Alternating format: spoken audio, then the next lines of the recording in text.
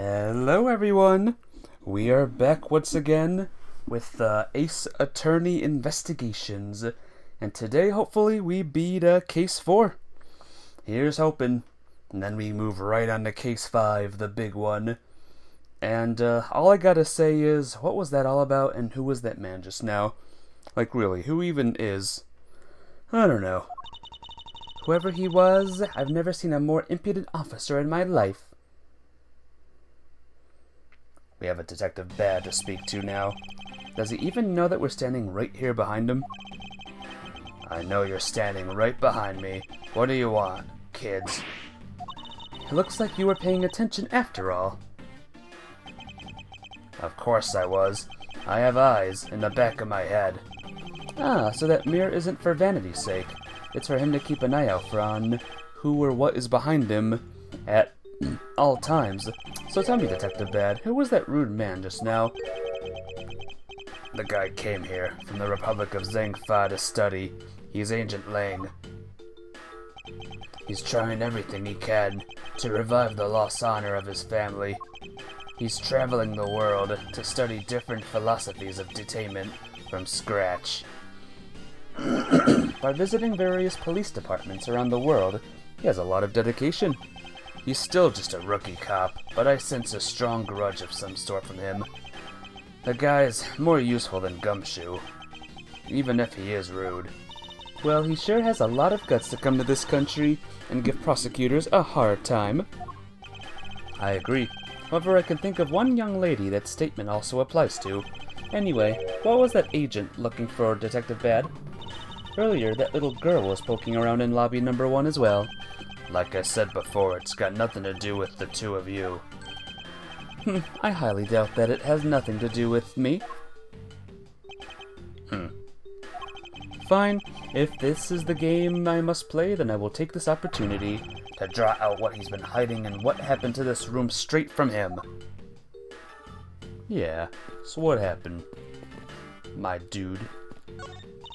This is one tiny TV. Detective Gumshoe was rather shocked at this and said it is huge in comparison to his own. Anything you compare with something he owns will always seem grandiose. Speaking of grandiose, I'd say that ego of yours could use a little deflating.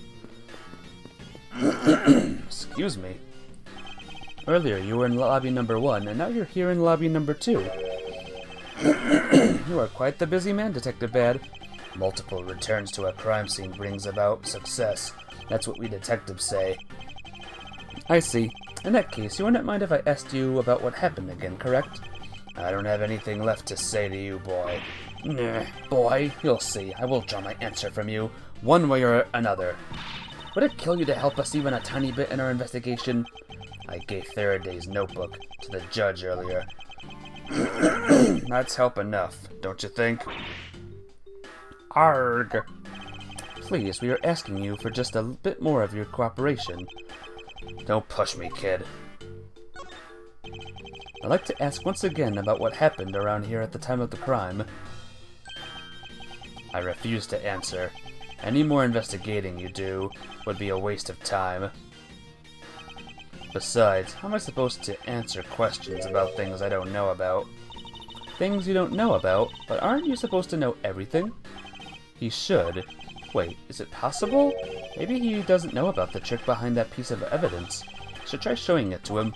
It may prove to be the key to getting some answers from Detective Bad. The key?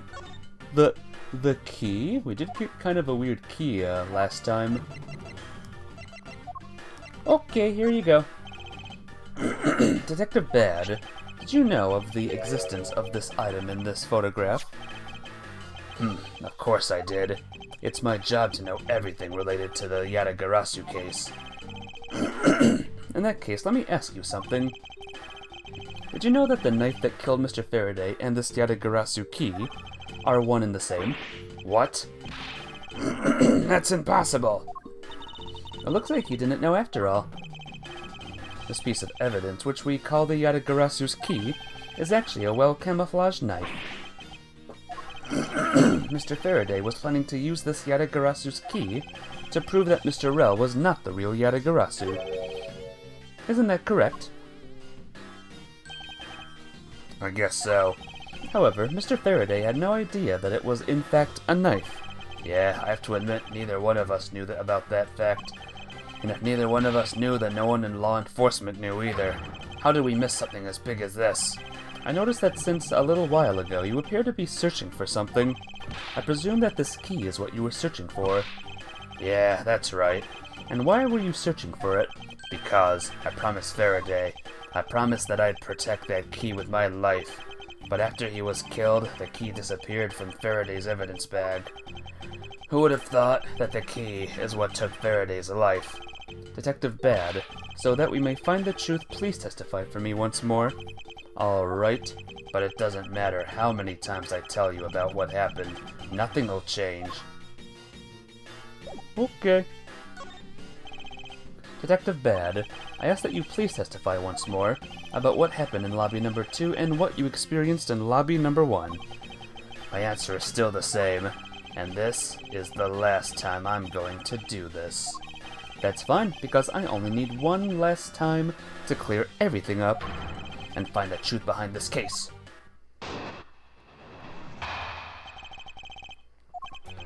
I was in lobby number 1, talking with you. We were talking about some trivial things. I heard the gunshot right before the trial was about to reconvene. When we heard it, you and I immediately dashed out into the hallway together. I saw Gumshoe goofing around there, and then we all ran to lobby number 2. It sounds like the exact same story he told us before. Indeed. However, I feel that we have yet to draw out all the information that we can.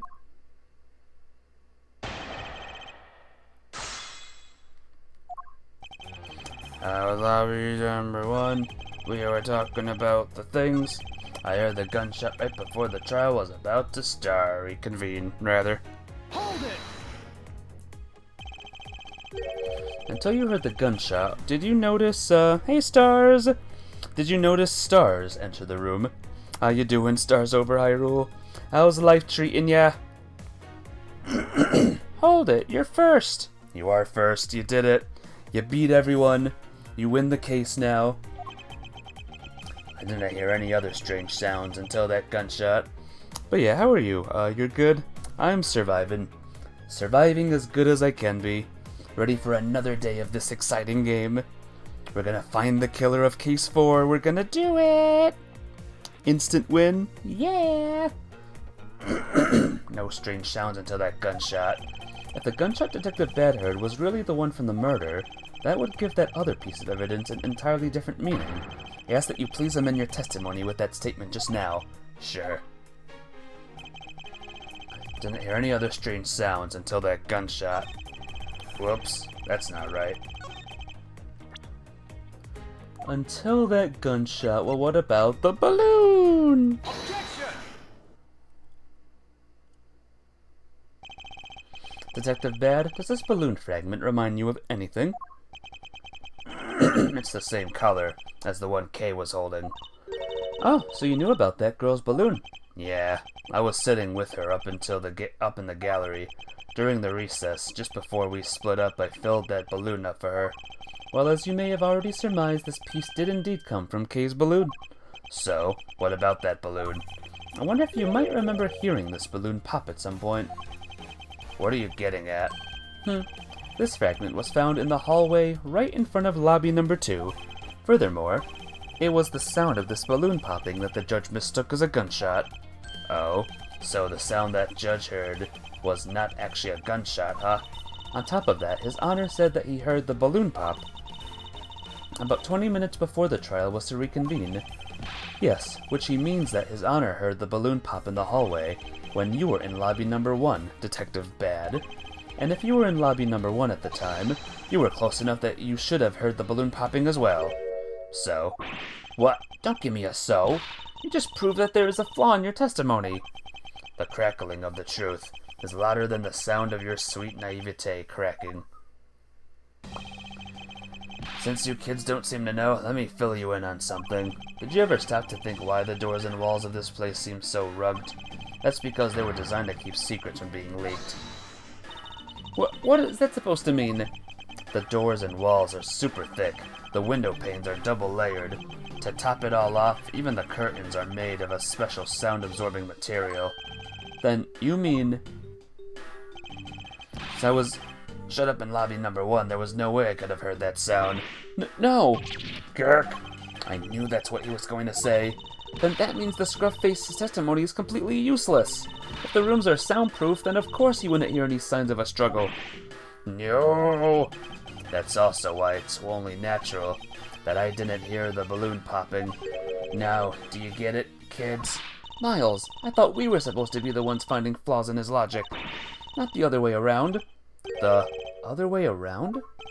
It's not possible to hear the sound of a balloon popping if one were in lobby number 1. However, if we examine the situation in reverse, a person standing in the hallway could not be able to hear a real gunshot either.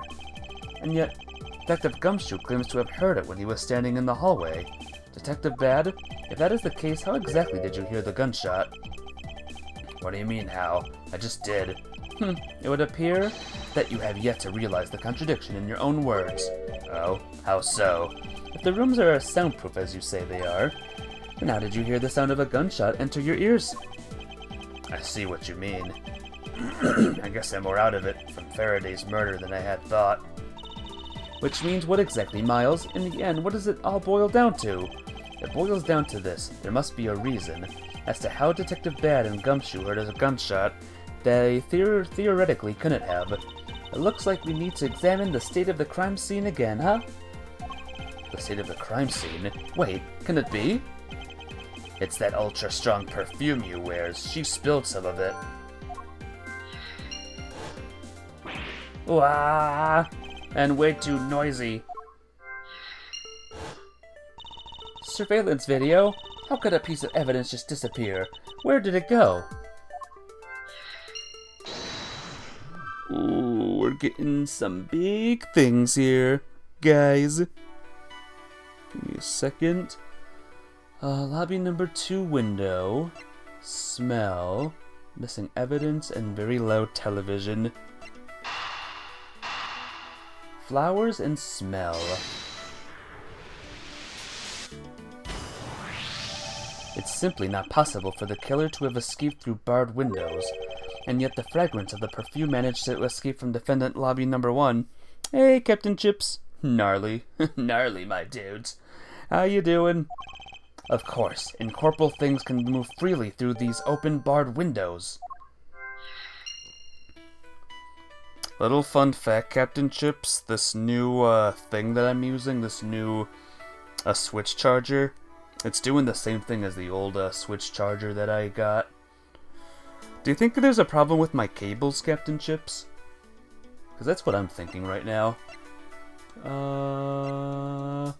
High volume, missing evidence. Possibly? Great. Because my old one, my old one never did this. So what's the deal, huh? Been a day. A good day? Or a cringy day? Now then, what else besides a smell can go both in and out of an open barred window? The answer is sound. So no matter how careful the killer was, if the windows were open, the jig would be up. And since the windows in both Defendant Lobby 1 and the hallway were open, that explains how the sound of a gunshot could be heard in both locations. And boom, boom!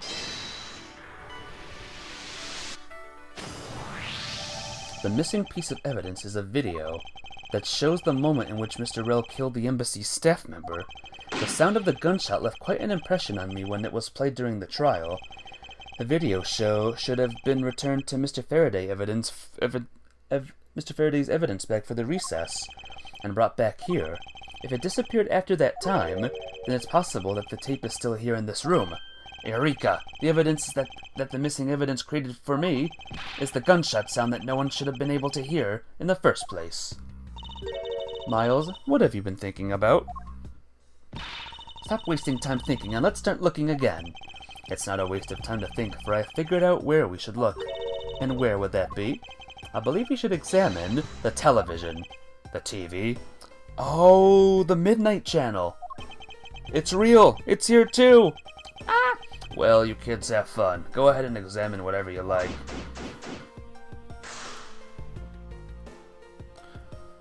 Alright, I won't rest until I've inspected every suspicious-looking nook and cranny. Let's examine the windows. The window is wide open. What would Edgeworth's persona be? Good question. I would have to ask you that one. Could be anything. The window's open. The scent of flowers is being blown in from the outside. I think it softens the heavy air in here somewhat. Windows in both lobby 1 and 2 were open. Maybe they were trying to air out the room, just like in lobby number 1. Or maybe they sought to ease some of the tension through some fresh air. With Mr. Faraday and Mr. Rell in the same room, I imagine the latter would be the case, But was there really a need to open the window just for that? Yeah, guys. Earlier when Detective Gumshoe touched this, it made the most terrible racket. You mean when Scruffy turned the television on, right? Actually, come to think of it, I don't think Detective Gumshoe actually touched the television at all. Furthermore, it seems more like when a video feed suddenly stops. At least it did for me. I wonder why that is. It's a video player, and there seems to be a videotape inside. Looks like it. The tape must have stopped on its own when it reached the end. This tape, could it not be the missing surveillance tape? I suppose, but... Detective Bad, would it be alright with you if I verified the contents of this video? Sure, knock yourselves out. Alright, then let's rewind this and see what we have. I remember correctly, the footage of Rell killing the embassy staff member should be about the 30-minute mark from the start of the tape. Understood. This should be about right. Now then, let's see. This is the footage of Mr. Rell shooting the embassy staff member. I knew it. The missing piece of evidence, the surveillance video, was here all along. The sounds. What's the meaning of this? It appears that Detective Bad has figured out the true source of the gunshot he heard. With this, I think we can figure out the trick behind the double murder. Do you mean that you figured it all out then?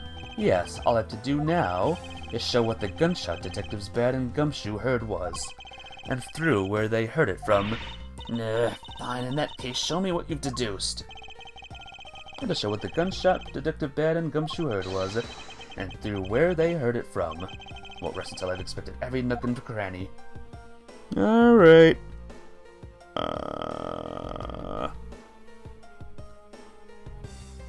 Give me a second.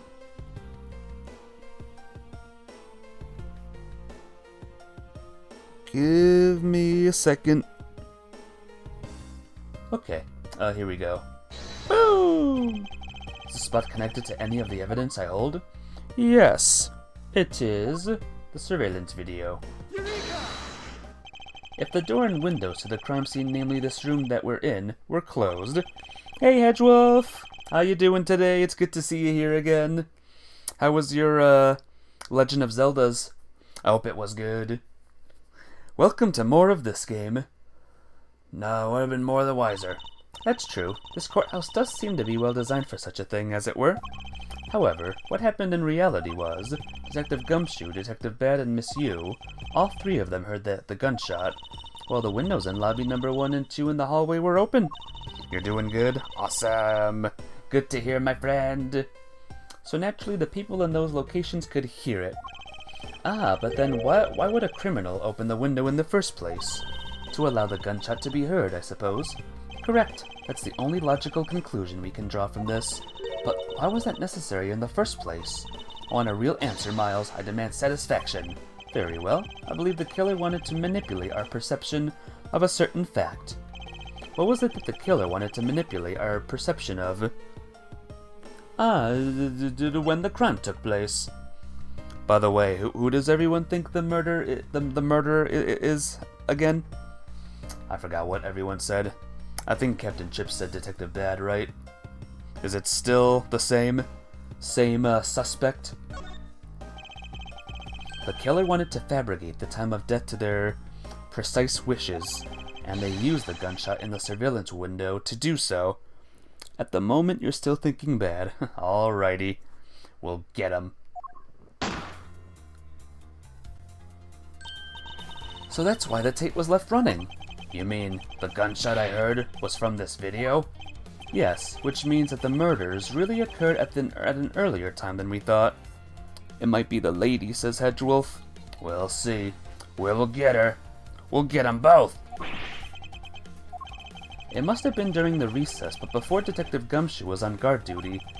Someone who has no alibi for that time period, and planned this crime out in advance. That person is the real killer.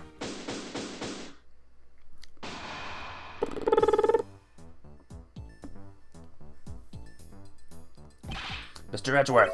Yes, what is it? Miss Yu is asking for you. She's in the courtroom. She says that she's identified the murderer, but that she wants to clarify something. Looks like Miss Yu is still investigating something. Understood. Please tell her that I will be right over. I'll come along. I want to hear what she has to say. It would appear that the time has come to uncover the truth. Yay! Who's ready for the truth?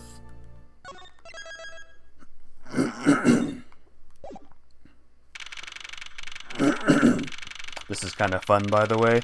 This part.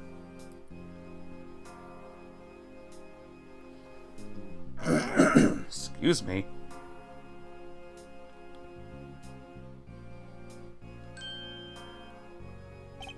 Kay, what are you doing here? Oh, hello, mister. I'm still investigating. But the object you're looking for is already... Kay, don't mind him. Please continue with your investigation. Okay, you got it. You love the truth?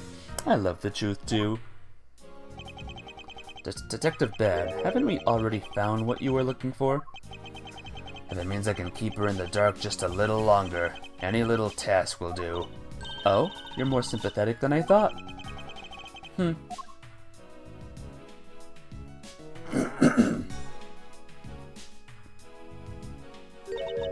I've been waiting for you, Edgeworth. I've also been waiting for the moment in which we can finally lay this case to rest. The moment in which we can finally lay this case to rest?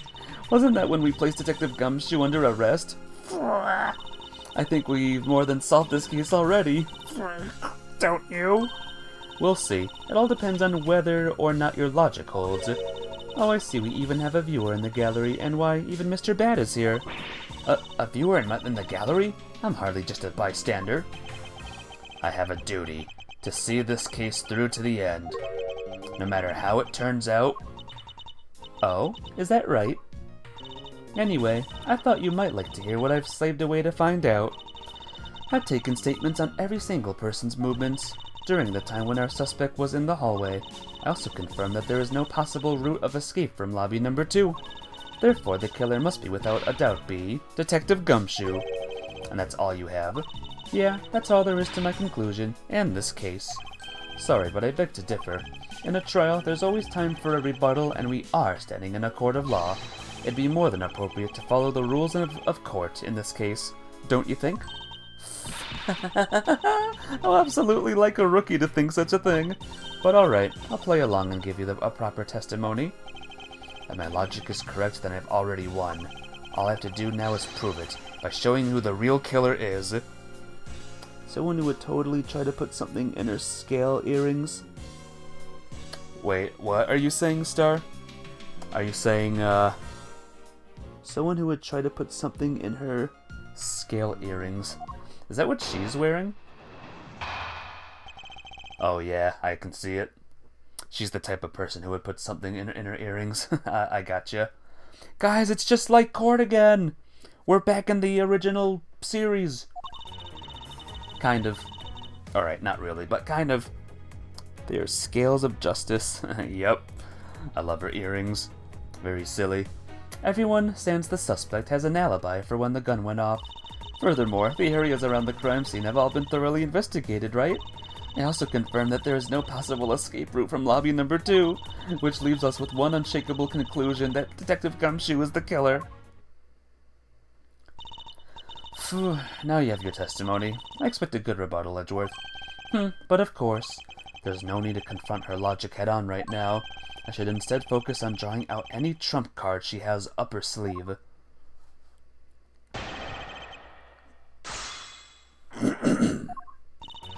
Everyone since the suspect has an alibi for when the gun went off. Hold it! The suspect, but I thought that Detective Gumshoe's alibi has already been proven. Are you joking, Edgeworth? I assure you this is no joke. Look, I know you heard from the judge earlier that the detective was in charge with it was in the hallway with Mr. Faraday's daughter eating a Swiss roll. Yes, that is correct. But see, that was 20 minutes before the real gunshot went off, right? And the problem is, there's no one else who can corroborate what he did since the snacking. I see she's done her research well, which means that I should focus on drawing out whatever trump card she's withholding. Furthermore, the areas around the crime scene have all been thoroughly investigated, right? Hold it!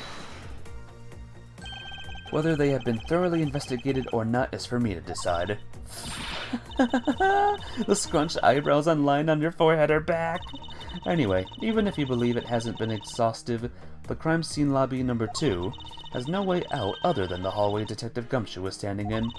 And because he claimed to be there, that makes him the only possible suspect. But isn't it also possible that someone escaped through a window into the garden? That's the first place everyone looked silly.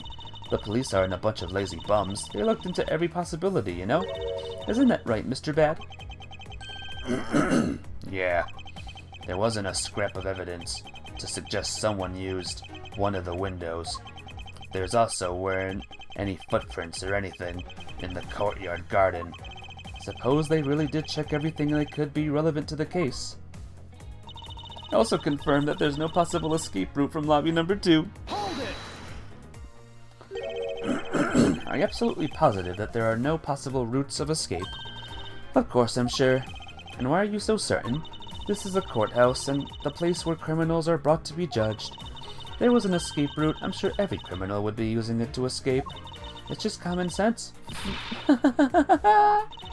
Miles Edgeworth, I suggest you use a bit more of it in the future. Kirk. Which leaves us with one unshakable conclusion that Detective Gumshoe is the killer. Hold it! You may think it's unshakable, but to me there are still too many unanswered questions. For example, who was it that placed the gun in Mr. Faraday's hand? But you're the only one still wondering that. Detective Gumshoe probably has no idea which hand Mr. Faraday used to write with. Even if you know someone, it doesn't mean you'll know which hand they write with, right? I mean, I certainly don't care about that sort of thing. I'm not about to let her get a rise out of me with such a flippant statement.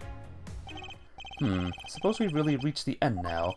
I already have my trump card ready. All that remains is to play it. But before I do, I think I should inquire into a little something about her argument. You said earlier that you confirmed the alibis of every person other than the suspect. However, I don't recall either Franziska or myself speaking with you about the subject. Ah, but there were witnesses. For you, there is your mentor, who gave you an alibi. I see. As for the little missy, she came to the courthouse during the recess and was stopped by a security guard at the door into the hallway. She gave him quite a whipping for that, so I heard. I'm the daughter of Manfred von Karma, and I will not be forcibly stopped by a guard, or a bailiff, or anyone else. Wait, so basically the only reason Franziska bothered to show up today was because she found out that I was to be the replacement prosecutor? By the way, Miss Yu, what about everyone's alibis before Detective Gumshoe was assigned to guard duty? What about them? Have you looked into what people were doing during the span of time? What kind of idiot do you think you take me for? Doesn't matter when the killer went into lobby number 2. From the time we heard the gunshot to the time Mr. Bad and I arrived on the scene as we dashed from lobby number 1, the only person who could have committed the crime was Detective Gumshoe. Yes, let's talk about when you and Detective Bad heard that gunshot, shall we? I suppose that if we go by your logic, then Detective Gumshoe is the only one. However, what if the crime had occurred at an entirely different time than when that gunshot you heard went off? What then? That gunshot was a trap meant to manipulate our perception of when the crime would... Sadly, your explanation is very lacking, Edgeworth. The gunshot we heard in lobby number 1 appeared to explain how that could have been fabricated. Yeah, the this. Take that! That tape? Yes, it's exactly what you think it is. This is the surveillance tape of Mr. Rel, the prosecution, presented in today's trial. This was found loaded in the video player in lobby number 2. That was connected to the large television that had its volume turned all the way up. You can't honestly mean that the sound we heard was the gunshot in the video. Ah, but I do, which leads me to my next point. The murder occurred much earlier than when anyone heard the gunshot. That's the only thing I can think of, too. After committing double homicide, the killer took the surveillance video out from Mr. Faraday's evidence bag, turned the television's volume all the way up, and left the video to play. If played from the beginning, it would take 30 minutes for the gunshot to sound to come on, and since we now know that this method of time manipulation is possible, it opens up the possibility that the killer is someone other than Detective Gumshoe. Sounds from a television don't amount to much here, but of course Mr. Prosecutor Edgeworth and Little Miss Von Karma already knew that much from the very beginning, right? Of course we knew, didn't we, Miles? Yes, of course, we knew about the soundproof wall quality of the courthouse's rooms. Of course, I'm not about to admit that we had no idea until only a little while ago. That's right, and if the rooms are soundproof, then we should not be able to hear it. And yet, we heard the gunshot clear as day. And that's it. End of story. But it's not. How could I explain why she was able to hear the gunshot from a soundproof room? The windows was open. There is actually one common point between lobby number 1 and lobby number 2, and it is that despite the fact that both rooms have air conditioners installed, a window was open in each. Now we know that the window in lobby number 2 was opened by the killer. However, a window in lobby number 1 was also opened. It's probably just coincidences that they were both open at the time. It was no mere coincidence, I assure you. Why was the window open in lobby number 1? The answer to that is a certain person did something to cause the window to be opened. And the person who triggered that action, that person is the real guilty party. The real killer in this double murder is... I'll just say this, Hedgewolf. You are right. Take that! Miss Callisto Yu, I hereby formally indict you of the murder of Mr. Faraday and Mr. Rel. What? You indict me? Are you serious, Miles Edgeworth? Miles? Why do you think she is the killer? I don't understand her motive just yet, but of course I'm serious, because she is the only one who could have done it. Well, Miss Yu, do you still feel like laughing now? Ha ha ha ha, of course I do, Edgeworth. My argument must not be tight enough yet, although I never thought things would spiral into this, but I'll have you know I'm enjoying this dance quite a bit. I guess this means it's time for my own rebuttal now, right? You argue that the window was open, however, do you have proof it was I who did that? Furthermore, do you have proof that the tape was used in committing the crime? Frankly, I'm shocked at you for going around accusing people of murder like this, especially when logic as full of holes as yours. This is where it really starts. I mustn't let my guard down for even a second, or the truth will blow away. Now is the time to put the patent Von Karma perfect proof to the test. And luckily, it's the first. Present her perfume!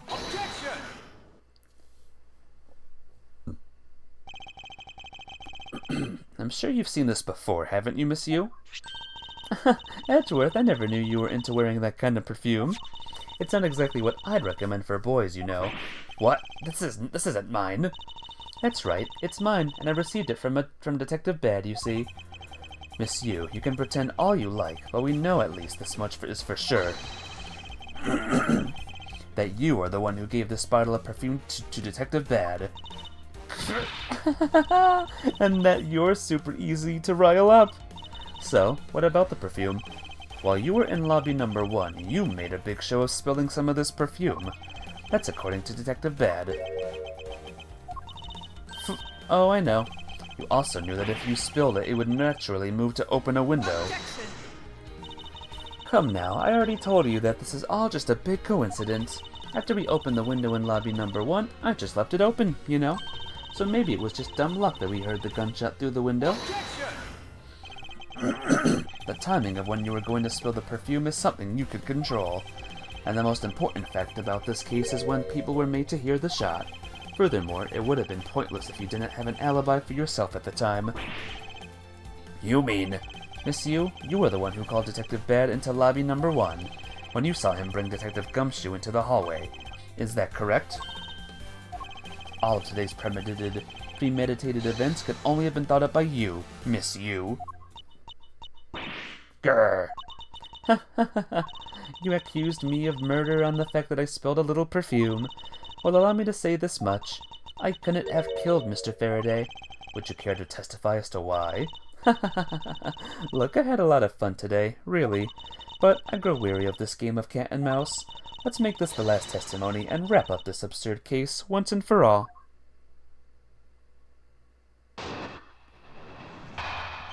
Okay. Accusing someone of murder over a spilled bottle of perfume is a bit over the top.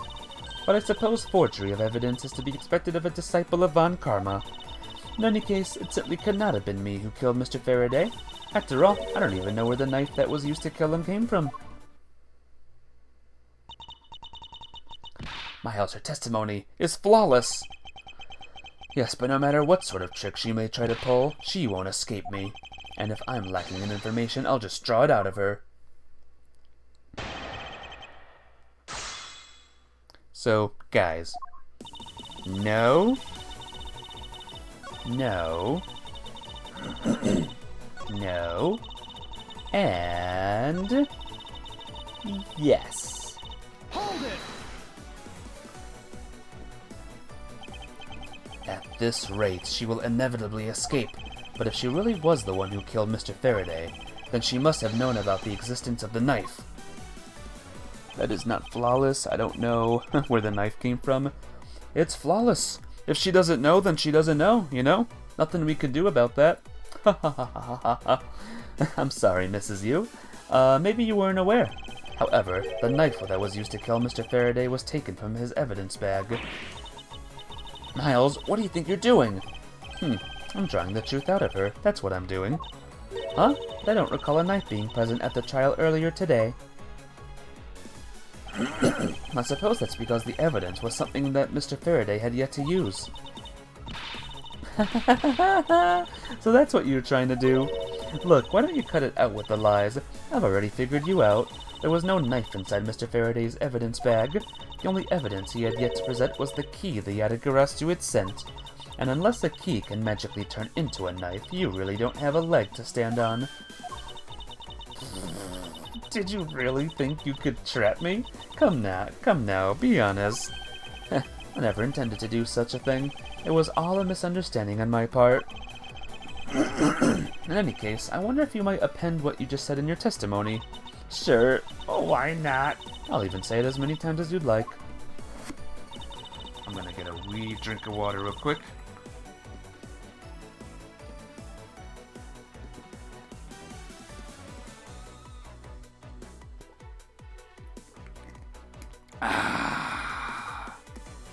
Good cheese, guys. You can't kill anyone with a simple key. True, but what about a knife key? Objection!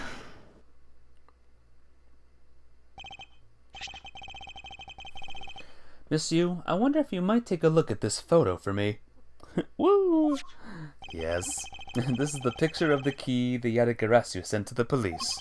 However, while it may look like a key at first glance, it is in fact has a secret ability to transform into a knife. Which means that what was inside Mr. Faraday's bag was both the Yatagarasu's key and the murderous knife. You knew that the key was inside Mr. Faraday's bag, did you not? Yes. Well, with the Yatagarasu's key alone, it's more than possible to kill Mr. Faraday. Gurk. Do you understand now? Just knowing of the existence of thing. Hey, Blue Thunder! You're just in time, Blue Thunder. I think we're about to find the murderer. the murderer person.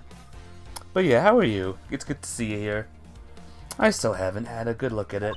Showing it to me from that far away, you could be lying for all I know. You would even now still feign ignorance?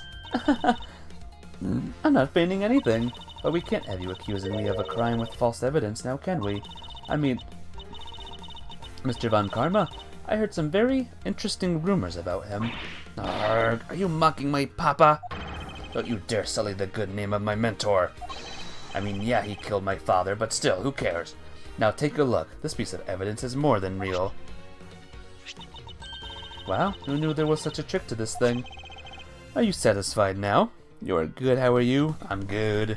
I'm pumped to finish this case. Pumped! But I'm glad you're doing good. But of course you knew that from the very beginning, didn't you?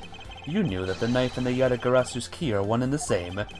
Otherwise, someone like you who isn't a member of her law enforcement and who would never have been privy to this trick would never have known about it to begin with. Furthermore, that's something that the Yatagarasu sent to the police. How did you know? How did you have knowledge as to what it was? Actually, I heard it from Mr. Faraday. Just before he dragged Mr. Rell off, he told me. Oh, that's right. I almost forgot. He also told me about the key turning into a knife at the time. But he didn't tell me about how the key actually transforms. What you are saying is simply not possible. Oh, and why not? Because Mr. Faraday himself didn't know about the hidden knife within the key. For within these pages, he mentioned nothing about a knife. I'm not sure he would have written everything in his organizer, you know. Wouldn't something of this importance be better left to oral communication? Unfortunately, that is also impossible, because Detective Bad didn't know about the knife aspect either. Tch. What would have been highly classified information even within the police force? And is something that even the lead detective on the case didn't know? Why would Mr. Faraday have felt the need to share such information with the opposition? Yeah, I guess he wouldn't have much of a reason to. Looks like I gave a pretty lame excuse, huh? How can you laugh at a time like this? She probably just realized the flaw in her logic and is actually in a panic over it. But that's not something we need to concern ourselves with. I suppose you're right. Miss Yu, I'd like to state that I also know how you know the real nature of the knife. Do you now? Well, why don't you put your money where your mouth is and show me? Oh, I will, and I'll wipe that smile off your face by the time we're through. This is it, the moment of truth. The secret behind the Yatagarasu's key. Only one person would have had the knowledge of it from the get-go. Who would know the start that the Yatagarasu's key could change into a knife? It would be the Yatagarasu, him or herself. Take that! There's only one person who would have known about the dual nature of the key. And that is the person who sent the Yatagarasu's key to the police. Angelove? Oh, it's Angelove? Oh, snap, I should have known. That is to say, the Yatagarasu herself. Are you saying that this lawyer is the great thief Yatagarasu? Miss Yu, you used Mr. Rell to lure Mr. Faraday into a trap, didn't you? You, who profess to bear a grudge against criminals. Why? Why do something like this?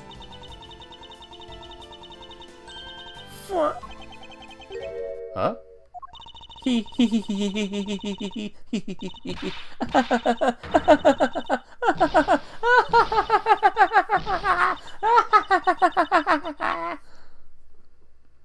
Oh my gosh, she's going crazy.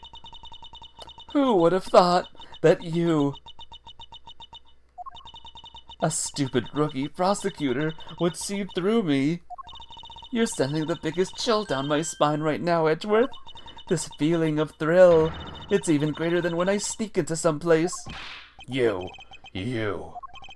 killed Faraday. Why? Answer me, Callisto Yu. Give me a second, guys. Okay. Callisto Yu, huh? That's not my real name. Because my real identity is, yes, the great thief Yatagarasu. Let me tell you something, Edgeworth. Mr. Faraday was one difficult man to deal with. For you see, he had discovered my true identity, which is why I had to erase him from the world of law. I made Rel an offer and acquittal for a little favor in return. All he had to do was accuse Mr. Faraday of being the Yatagarasu in court. But once we entered the recess, Rel was dragged off by Mr. Faraday, which threw my plan into a complete mess. I chased after them, and eavesdropped on them through a crack in the door. But Rel caves to only two things, money and authority, just as all things thugs do. I feared my plan was going to be ruined if Mr. Faraday held on to Rel any longer. Plus, if I had let them continue on the way they were, I would have been found out. That's why I had no choice. I had to kill them both. But didn't you say that you despise criminals? But do I really? You. Have you forgotten about the KG8 incident too? Maybe. What sort of woman would... So then, was it your plan to kill Mr. Faraday with the very evidence that you sent? Well, I had a good idea of what Mr. Faraday was going to do. I anticipated that Mr. Faraday was going to prove that Rel wasn't the Yatagarasu, by using this Yatagarasu's key as evidence, and that he would bring it with him. Which is why I thought to use the knife portion. With a weapon as well disguised as this, no one would be the wiser. Because who in their right mind would think of something like this could be a weapon? I casually entered lobby number 2 on the pretext that I had a talk with Mr. Faraday. In order to get in with him, I pretended to be worried about something. He then let me hold the Yatagarasu's key, just like that. He never noticed that I had changed the key into a knife inside the plastic bag. And he didn't have the chance to take note of the knife that took his life. How could you kill him? I knew him for a long time, you know. At the very least, I thought to give him a quick and painless death. But if you killed Mr. Faraday first, there was no need for you to kill Mr. Rel as well. I believe I mentioned why when we were placing Detective Gumshoe under arrest. Something about having accidentally created an eyewitness, and how that led the killer to think about setting them up as though they'd kill each other. And the trick with the surveillance tape? Yes, I hadn't actually planned to use a gun. The risk was too high that I'd be caught. However, that's when I remembered the existence of that surveillance tape, which is why I had Rel help me set up the crime scene. And after all was said and done, I rewarded him for all his hard work with a bullet. You're a defense attorney, aren't you? How could you? How could you betray a client? Client? If you want to talk about who was the client of whose first, it was me. I was the client of the murder of the Kodopian Embassy staff member, Dade Man. Yeah. You ordered a hit job? You still haven't figured it out, Mr. Bad? I had Dead Man killed because he was about to give away info about the smuggling ring. Now who exactly do you think would benefit from such an assassination? It can't be.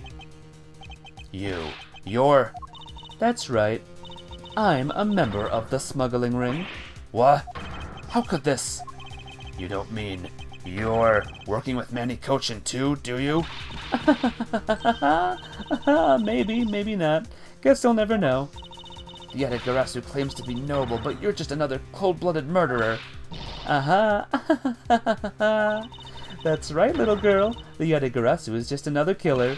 Be quiet, you. Yatagarasu, you can run from the law, but you'll never escape it. So just humbly accept the judgment of this court. Hey, Edgeworth. Did you know the Yatagarasu has 3 legs? Do you know why that is?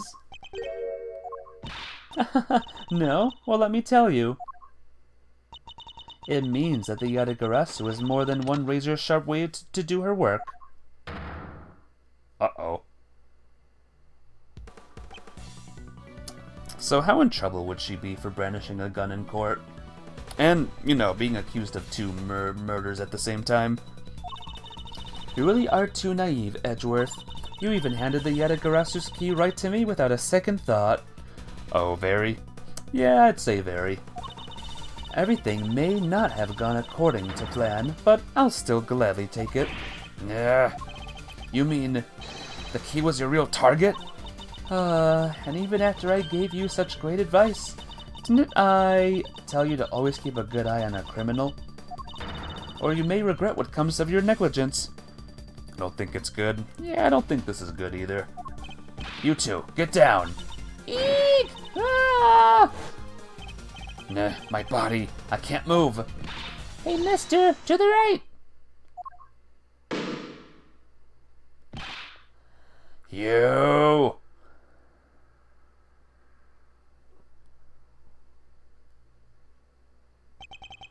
Are you alright, Franziska? I'm perfectly fine, Miles. Her voice is shaking, but it looks like she's unharmed. Where did Kay go? That's a gunshot. Uh-oh.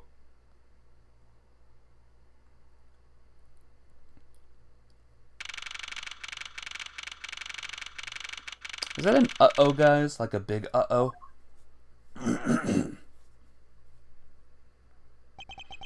Sorry, but it looks like she got away. I called the precinct. They should have a perimeter set up soon. Detective Bad, are you alright? I heard a gunshot. I'm okay. Just got another hole in my jacket.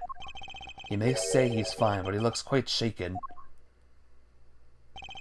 But more importantly, boy, I mean, Mr. Edgeworth, Mr. Monkarma, are you two hurt?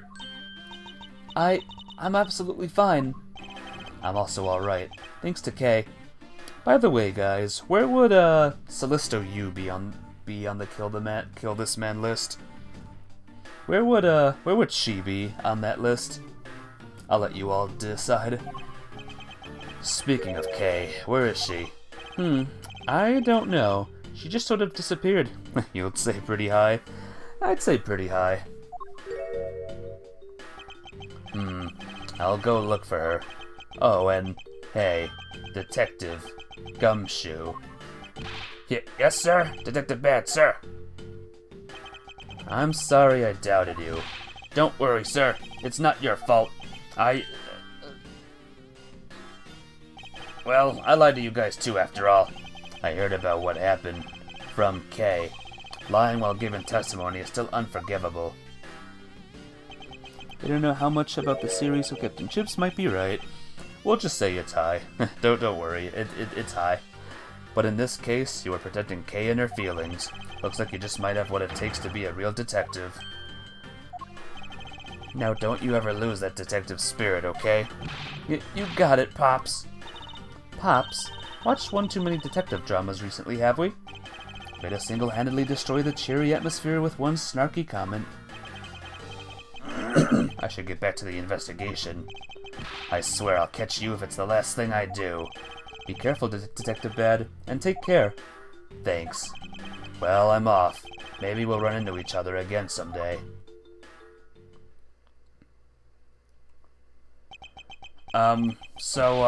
Thanks a bunch, pal. You're the best. You really did find out the truth behind everything. Yes, well, I'm glad we solved everything before you were taken to prison. I can't believe how much trouble I caused you with my testimony, Detective Gumshoe. It was no problem, really. I mean, I lied too, so I didn't help anything. It's really not your fault, Your Honor. Well, even if we didn't have His Honor's testimony, I think that lawyer would have found another way to get you convicted on her behalf. Yeah, I can't believe I was about to get fired during my first week as a detective. Well, so long as you're not fired, you should work hard, give all that you have, and perform your duties well. Oh, and one more thing. Kay left a present for you with me. She did? Oh, what is it? What was it that Kay left for me? The proof of their friendship. I think it's a wee little delicious treat. Take that! It's a courthouse special Swiss roll. Hang on a minute. Give me a second, guys. Okay, can I really have it? Yes, it's a present meant for you, after all. Thanks a bunch. You have no idea how happy this makes me, pal. I'm gonna eat this right now. Sure, go ahead. The Swiss rolls Detective Gumshoe and Kay bought together.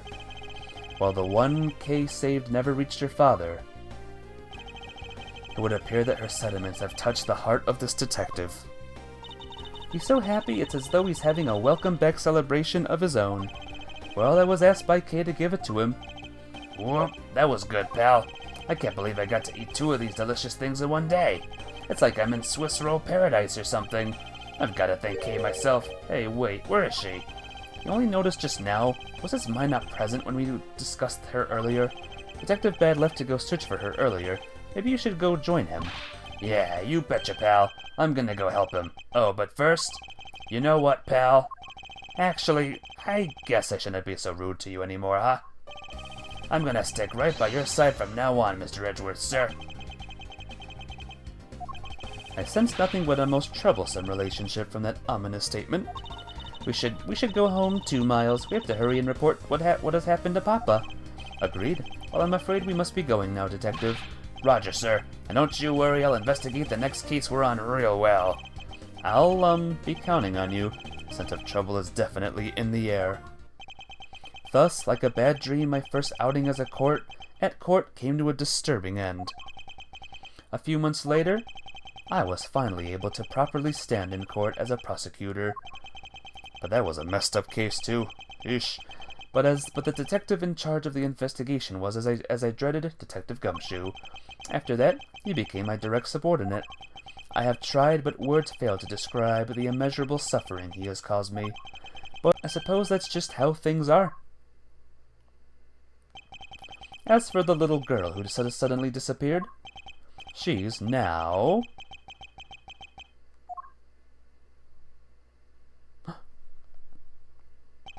We interrupt Case 4 to bring you Case 3. So, do you remember now? Yes, I remember everything. Kay, it's been a while. Kay, you sure grew up a lot. Of course, but thank goodness. I thought you two had totally forgotten about me. You know, I was really worried about you after all that. Where have you been all this time? Gummy, I didn't know you cared. After my father died, I went to go live with my mother's relatives. They lived really far away, so I wasn't really able to come back here all that much. Oh, is that what happened? Well, I'm just glad you're alright. So does it all make sense now? You betcha it does. Oh, you know what? I was going through my father's bookshelves recently, and... Actually, there are still a number of things that don't make sense, Kay. Huh? First of all, why did you come all this way to see me? And second, why are you calling yourself the Yatagarasu? The Yatagarasu is Callisto Yu, the woman who killed your father. No, you're wrong. The real Yatagarasu was my father. Mr. Faraday was the Yatagarasu? Like I said, I was going through my father's bookshelf recently, and I found a secret diary hidden among his books. I have no regrets in choosing to walk the path of the Yatagarasu. That was written in his diary, and that's how I know for sure. But that's impossible. What's with that look? You don't believe me? It wasn't just the expression on my face. I clearly said it was impossible just now. Alright then, how do you explain this? It's a way of disarming any security system of the user's choosing. Yep, that's Little Thief. Truth be told, this is the Yatagarasu's greatest secret. And this little gizmo was used by my father. Wow, Mr. Faraday wasn't just a great prosecutor, he was a really great thief, huh? Yeah, my father worked really hard to steal the truth, but he was killed, and the Yatagarasu was no more. But despite that, the Yatagarasu has been spotted again recently. Someone other than you? Here, Mr. Edgeworth. Take a look at this article. Ho ho. The Yatagarasu sent the embassy. A calling card? Yeah, meaning this person's a fake. I am almost certain of it. That Callisto Yu lady is behind this. Because the real Yatagarasu would never send something as like a gaudy card out. But the Yatagarasu did send a white card, along with anything to be publicized. That's what Detective Bad told me 7 years ago, if memory serves. Well, as soon as I heard the news, I got all wound up, and I knew I just couldn't let it go. So I searched you out, so that I could obtain the truth behind the Yatagarasu. Because if anyone can help me find it, I figured it's you, Mr. Edgeworth. So you're saying that I have your father and Miss Yu's identities backwards? Yes, because the real Yatagarasu is noble to the end, and I wanted to revive the real noble Yatagarasu. If I don't, my father will never be able to rest in peace. Kay, you're so honorable. I don't care what anyone else says. I'll always be here to cheer you on, pal. Even if you are honorable, a thief is a thief. And if you are plotting to commit a crime, then I'm afraid I can't be complicit. Mr. Edgeworth. Oh, you guys are not making it easy for me. Who am I supposed to support now? Mr. Edgeworth, what I want from you is not to steal something. What I want is the arrest of that evil woman. That evil woman? You mean Callisto Yu? I think it's too hard for me to catch her all by myself, but I thought that since you were able to expose her for who she is, then maybe... Please, Mr. Edgeworth, won't you help me? Come to think of it, I do believe I owe you. Huh? Owe me for what? When Miss Yu made her escape, it was you who saved my life. Furthermore, you helped me with the investigation today. I am not so rude as to leave favors unrepaid. Then you mean? Yes. That case has been weighing down my soul ever since that fateful day. You're not sure about the logic here? What logic? Tell me what you mean, my friend. Perhaps the time has come to settle things once and for all. If you don't intend to sully your hand in a crime, then I believe I can help you. Mr. Edgeworth, thank you. Yay, Mr. Edgeworth, sir, isn't that great, Kay? Yeah, it sure is, Gummy. Even though he had completely forgotten about her until just now. What is with their chummy relationship? The great thief Yatagarasu. After all that time, the true identity of the thief sank back into the darkness. Byrne Faraday, Callisto Yu, and Kay Faraday. The phantasmagorically changing identity of the great thief Yatagarasu. And the Yatagarasu's real goal. It would all come to light the day after I made that promise to Kay. Woo! Not sure. Oh, I read that. Are you guys ready for the final case of Game 1, everyone?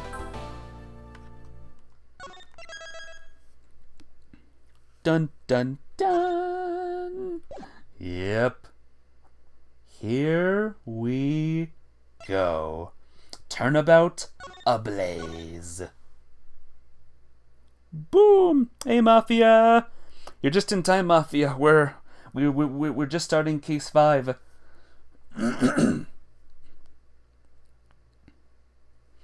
But how you doing? It's good to see ya. Oh, a match. 2 cards. One of the Black Raven. And one of the White Raven. A country torn in 2. One to the west, and one to the east. When those which were split are made whole again, the truth will reveal itself.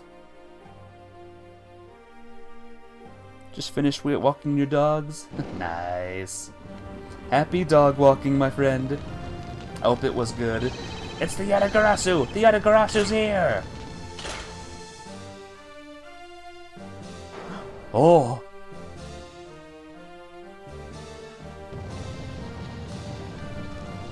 You, accursed Yatagarasu. Kay, you!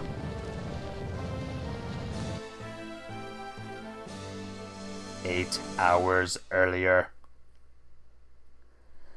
Get ready for a very long case, by the way, guys. This is about the same length as the 5th case in the first game. It's so nice, almost dreamlike, to finally have the chance to relax and sip some tea. Especially after what a whirlwind of the past few days have been. On my return flight, I was dragged into a case involving an Interpol agent's murder. Wouldn't have it any other way. Yep. The next day, I investigated a kidnapping and a murder at the Gatewaterland theme park. And later that night, a detective's dead body welcomed me back to my office. Along with a thief who was out to pilfer files related to a case from 10 years ago. How did I manage to find myself in the middle of so many cases back to back? Well, at least I have today. All I ask is that I be allowed to spend it quietly. Mr. Edgeworth! This is big. Big, I tell you. Hey, what's wrong with you? Where's your enthusiasm? And suddenly the phrase, the fragility of dreams, comes to mind. What are you talking about, fragile dreams? Come on, let's go. The fake Yatagarasu isn't going to just find herself, you know. Well, if you must know, it's possible that I was paid a visit last night by your fake. Say what? Unfortunately for us, the thief managed to escape. But even now, we're still looking for this criminal. However, I must warn you that we've only had a few hours to search so far, so I must insist that you be patient on this one, Kay. What's with you today? Aren't you sure you aren't sleep-talking into me right now? Anyway, I've got something much more important that I want you to see. Oh, and that is? Take a look at this. On March 14th, I will be there to steal your dirtiest secret. That's quite a bold declaration to send to an embassy. Suppose it was inevitable that a newspaper would catch wind of this. The date the card mentions is today. Today, huh? Come on, we've got to hurry. The embassy awaits. I suppose it is quite an urgent matter. However, do you know which country's embassies we should be investigating? Well, it's some really special country, and I'm actually really fuzzy on the details. But never mind that. Where's all your energy? Why are you so lackadaisical today? I'm not, Kay. You're just too wound up. Well, then you should get too wound up too. Because this just might be our chance to catch that woman. You mean Miss Yu? The woman who killed Kay's father burned Faraday in 7 years ago. Oh, Mafia. That's the killer to case 4, by the way. Callisto Yu. She claimed to be the great thief Yatagarasu, and then disappeared from the courtroom. Ah, she makes me so mad, that phony. Everybody knows that the real Yatagarasu would never send something like a calling card. Until a company's underhanded dealings are made public, the target is always totally unaware that the Yatagarasu has paid them a visit. That's what makes the real Yatagarasu so awesome. The Yatagarasu's card that's shown in this article looks to me as though it could be genuine. See, that's the thing. Whoever it is, the person isn't the real deal, but has knowledge of the Yatagarasu. If this isn't a clue then that woman's involved, then nothing is. Come on, Mr. Edgeworth, out the door you go. Wait, there are a few preparations I must make before we go. There's something interesting about this card we found last night here in my office. It's of a different color than the one in the article, which makes me wonder why. What's up? Any reason why you're boring a hole through the newspaper with your eyes? No reason at all. Very well, seeing as how Miss Yu is also someone of a special nature to me, I agree that there's some merit to be found in investigating this. I knew you'd come around. Alright, guys. The real question is, whose country's embassy are we visiting? Theatrum Neutralis. By the light of this night's glorious moon. We are ready! Ready to embark on our nightly outing. And this is where our tale begins. They're back!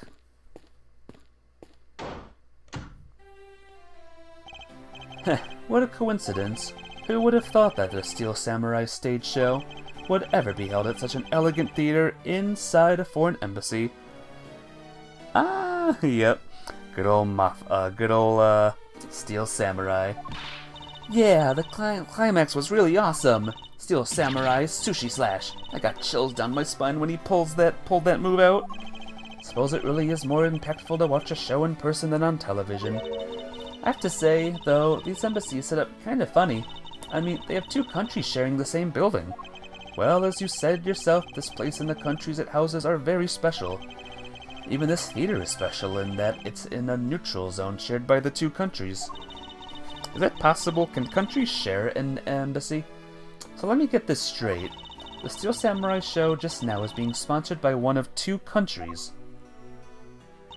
The one that's called the Kingdom of Alabast, right? Yes, it would appear that the Steel Samurai is very popular in that country as well.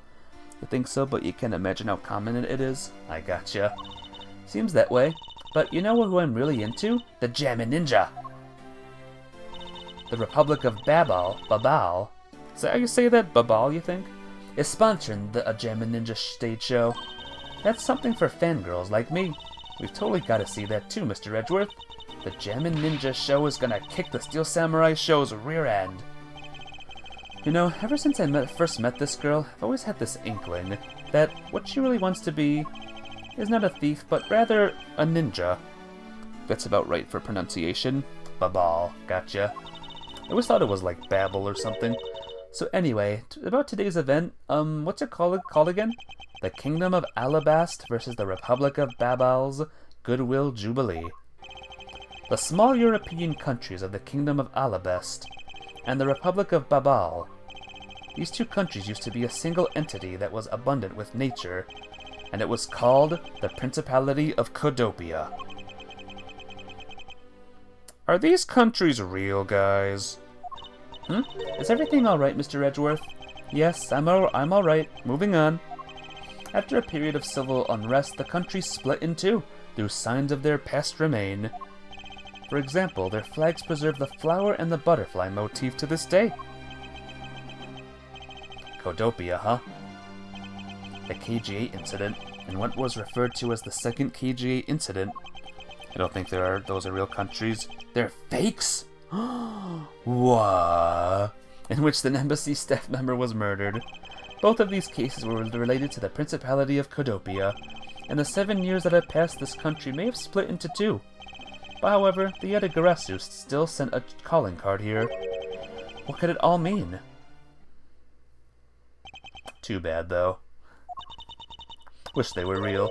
Mr. Edgeworth, I know you're thinking about something. Oh, excuse me, what were we talking about again? Arg, if you could please stop spacing out on me.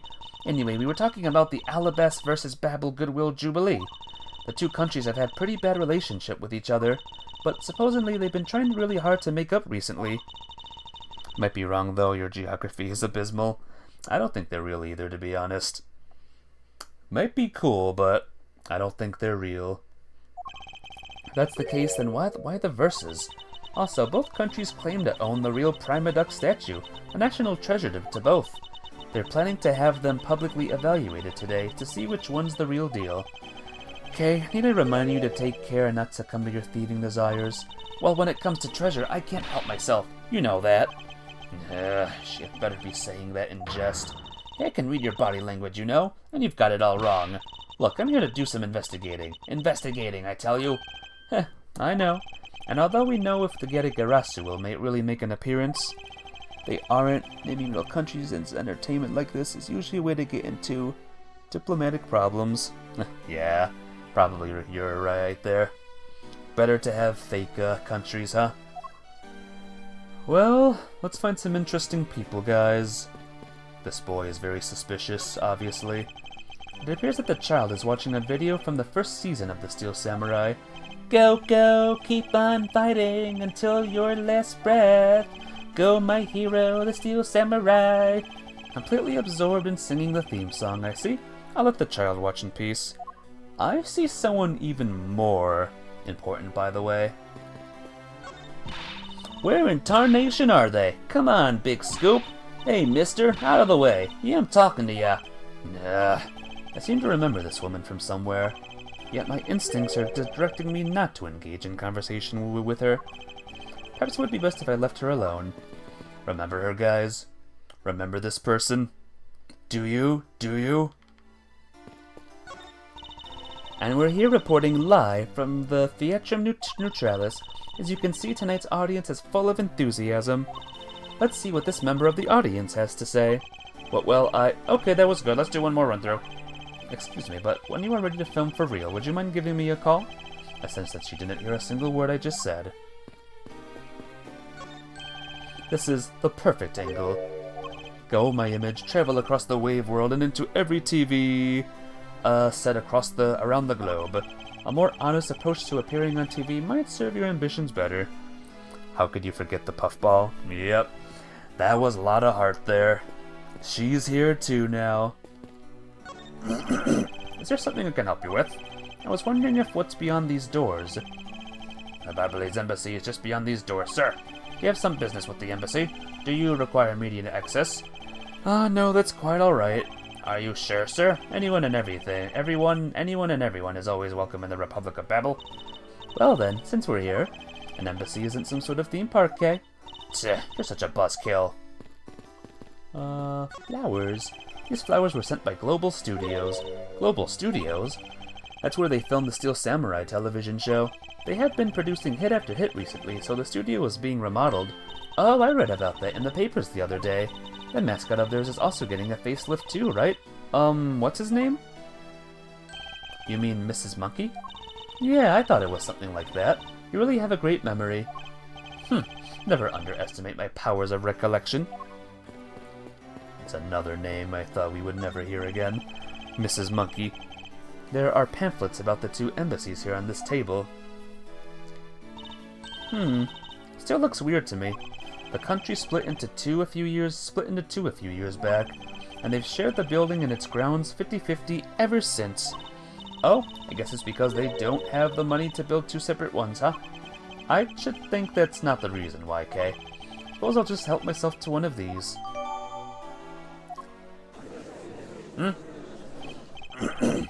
What's all the hubbub? Ack! Hey, look! It's the Steel Samurai! And he's got his son, the Iron Infant, with him. Oh, new character unlocked. The Iron Infant.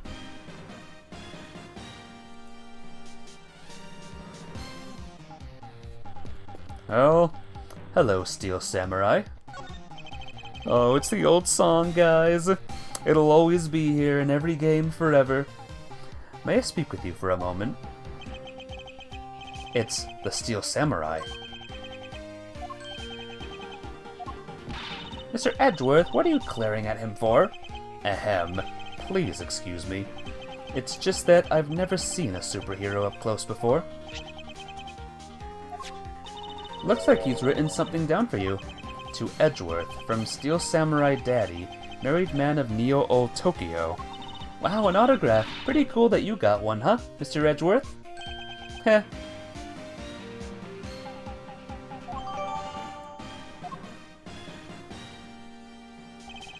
Mr. Steel Samurai, Ambassador Alba is waiting for you. And now the Steel Samurai will proceed to enter the Kingdom of Alabast to shake the hands of the Ambassador. The Steel Samurai isn't only here for the two countries tonight, but rather can be thought of as a goodwill ambassador from our own country as well. There he goes, off to spread goodwill to the world. He really does seem like a goodwill ambassador, doesn't he? Okay, we're shooting the next segment now. Cue camera! In just a few seconds, the Jammin' Ninja stage show is set to begin. After the show, the Jammin' Ninja will enter the Republic of Babel. He is said to meet with the ambassador of Babel at that time. The Jammin' Ninja show is about to start. We gotta get back to our seats.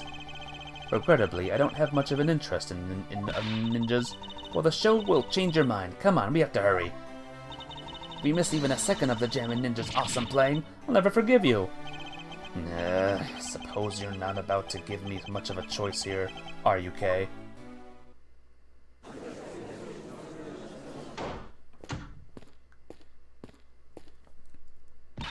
I could listen to that A Ninja Marked for Death's Lullaby song all day.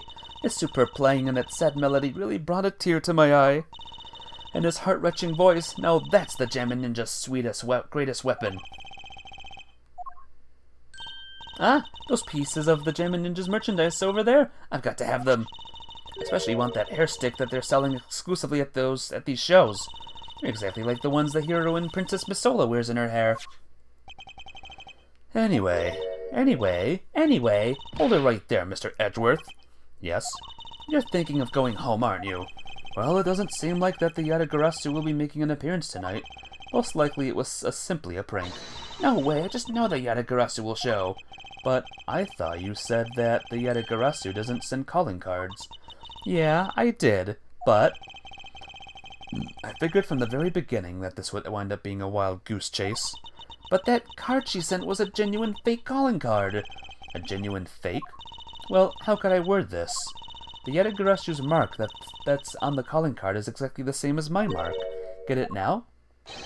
We've got a problem! Uh-oh. The Yatagarasu has been spotted in Alabast. What? You heard that, Mr. Edgeworth? Ha, so you finally decided to show yourself, you phony. Hey, what gives? I'm sorry, but I will need to search you before you may enter. What the? Hey, the Steel Samurai just walked straight on through without one. Now if you don't hurry and let me through, my phony is going to escape. Okay, a country's embassy is considered to be part of the country itself. If you don't go through the proper procedures to enter the country... Mr. Edgeworth, I'm going to enter through Babel and climb over the wall into Alabast. Hold it! Would she get in trouble for doing that? You would tell a prosecutor straight out that you intend to illegally enter another. Okay, are you listening to me? Kay Faraday, and I'm coming through. Yes, and welcome. Someone stop her, anyone! Oh lord, would she? Definitely. Oh boy, well, open air stage. Huff, huff, huff. Okay, where are you? Don't tell me you really did find some way over this fence. Ack! Fire! This is too big for us to handle! Looks like the Yatagarasu came to Babal too. You, accursed Yatagarasu. Kay, you had better be alright, wherever you are. She's fine? She might be arrested, but she's fine. Oh look, Sheena's here, by the way. I told you it wasn't me! Hold it! Huff, huff, huff. Okay, are you alright? Don't it look alright to you? Now can you do something about this woman? Mr. Edgeworth. Detective Gumshoe, what is the meaning of this? Well, sir, it's, this. Uh-oh. It wasn't me. He was already dead when I ran in here, on the heels of the fake Yatagarasu. Look, I only came in here because I saw a suspicious person in the open air stage. Suspicious person? A long black coat and a hood over their head. I dare you to tell me that's not suspicious. When I saw that person, I immediately thought that they must be a fake Yatagarasu. So I chased after them into the embassy, and then here, and then I lost sight of them. But I just know that person is the one who did it. What are you so worked up over? There is no reason for you to be this loud. Correct me if I'm wrong, but you're Agent Lang's secretary. Sheena, I believe your name is, correct? Sheena. We'll go with Sheena. BRB, alrighty, Mafia. No problem. And if you are making an arrest, I assume you have evidence that it was Kay who committed the crime. Is that also correct? You refuse to answer? I don't need to answer. You are merely a prosecutor in this country, meaning you have no investigative authority. Hey, pal, just what the heck does what you just said mean? If it happens here, it's under Mr. Edgeworth's jurisdiction, the end. And seeing as how this building is sitting on our soil, we can investigate wherever we'd like. Unfortunately, Detective, embassies are a different matter. Huh? This office is considered to be part of the Republic of Babal, which means that anything that happens in here defaults to the control of the Babalese government and Babalese law, giving them exclusive extraterritorial rights. Extraterrestrial rights? Sir, do you really believe that is the truth, that the truth is out there? Basically, our country's laws do not apply inside the embassy of another country. That's what we agreed to by our respective governments. Our authority to investigate was effectively nullified the second we entered this place. Which means we can do little here in this situation. No way, sir! Welp, a wop bop a loobop? What? Extraterrestrial rights. Yep. Please leave this matter in Interpol's hands and go home. Mr. Edgeworth? Hey, you're not Mr. Edgeworth! In that case, allow me to join your investigation. It's Franziska! And, that person. Eek! Ambassador Paleno?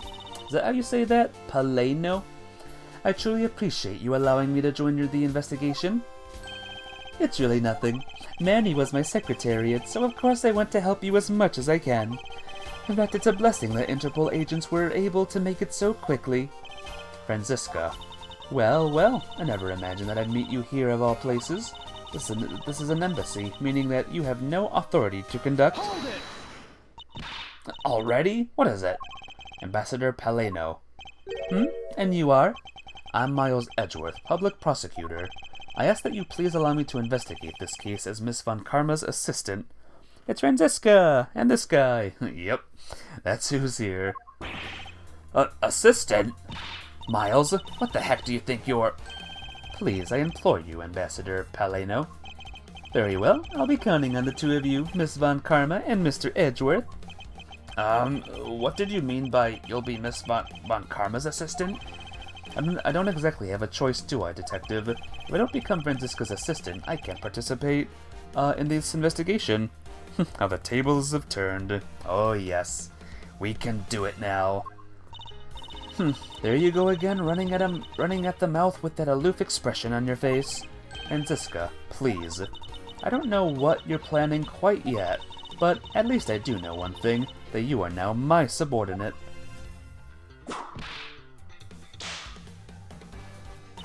Just remember that my whip is always ready to wake you, should you have a brain lapse. Of course, I'll keep that in mind. If you are done playing games... Right, let's begin the investigation.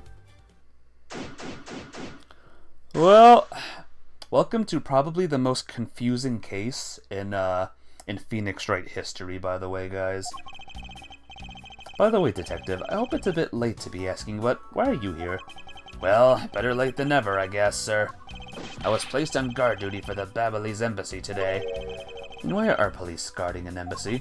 Well, on account of the card they got from the Yatagarasu.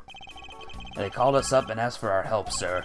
Oh, and because we've been searching for the Yatagarasu these past 7 days, it was more or less mutually beneficial arrangement, if you ask me. Except for how mutually unbeneficial this has all turned out to be, I suppose. Looks like you failed to competently perform your guard duty yet again. Back. Look forward to your next salary negotiation, although it's out of my hands. But, sir, if it gets cut anymore, I won't be able to buy even instant noodles anymore. Poor guy. Hey, it's another butterfly. I believe it is the symbol of the Republic of Babel. Babel. I'm saying Babal. A drawing this big on the wall of an embassy definitely conveys a sense of overwhelming patriotism. Well, I've got a lot of patriotism too, sir. The reason I became a cop in the first place was because I wanted to protect our country. You may want to, Detective. However, I have yet to see the fruits of your desire. You don't have to be so blunt about it, sir. The ceiling fan must have fallen from the ceiling. A ceiling fan? What does one of those do? Exactly what it sounds like it does. It's a fan that is installed in one's ceiling. Well, if I had one of those in my room, I bet I'd go dizzy from staring at it as I slept. Detective Gumshoe, in the real world, we close our eyes when we sleep. Well, I don't. Because this is a national treasure, can I ask that you please not touch it? I'm afraid that only ones allowed to touch it are myself and the Secretariat. Hold it! But if there's a possibility that it is related to the murder, wouldn't you agree? Hey, Mr. Edgeworth, why don't you give up for now? We can't force them to investigate it later when we find some solid proof. I suppose I don't have a choice here. This must be one of the Primadox statues Kay was talking about earlier. Is it just me, or does this man look like the Steel Samurai? They could be twins. Mr. Edgeworth, there's still something on display rack, sir. Knives, huh? Although the blades are all that remain of them, unfortunately. Guess the handles all got burned up by the fire. Ah, so even the knives fell victim to the fire. Ambassador Paleno, are these knives yours? Why, yes, they are. They are a special set of ornamental knives featuring the national symbol of Babel. These butterfly-themed knives, along with Alabeth's own set of knives, are comprised of 3 knives each. But I can't believe the Babalese one has been reduced to this state. Ornamental knives, huh? There's a small release on the tang of this blade. Ambassador Paleno, what is this notch here for? Oh, that. It's a feature of these knives where you can freely exchange the handles on them. So that when we change how they look to fit the situation, of course. I see. So these knives were constructed so that the handles could be easily removed. Huh. These shelves are lined with American souvenirs and memorabilia. Really strange, isn't it? I mean, I thought this was the Babyliss embassy. So, why are there so many American souvenirs, sir? Perhaps the Babyliss are studying American culture and our tourism industry. They have plans to make the Babyliss tourism industry truly flourish, and they would need to observe and study other countries' methods, I suppose. Speaking of tourism, I got these from the blonde guy earlier, sir. He said if I bring these with me to Babel, I can trade them in for a few buffets. Oh? So how do you expect to travel to Babel? Well, the whole world is connected by the ocean, sir. And for an all-you-can-eat buffet, I'd swim all the way to Babel if I have to. Can a few simple coupons really motivate people to do such fantastic things? I can't believe that Manny fell among thieves tonight. Without him, I have no idea what my schedule for tonight is. Ambassador Paleno, I believe your schedule tonight will consist of listening to reports from the police, that and only that. Yes, that you cooperate, and not only for your sake, but for Mr. Cochin's as well. You're a rather strong man, aren't you? How fascinating. Here, I know it isn't much, but I'd like you to have these. I'm sorry, but I would be against my principles to accept a bribe. Oh, no, these are simple coupons we distribute to promote Babel.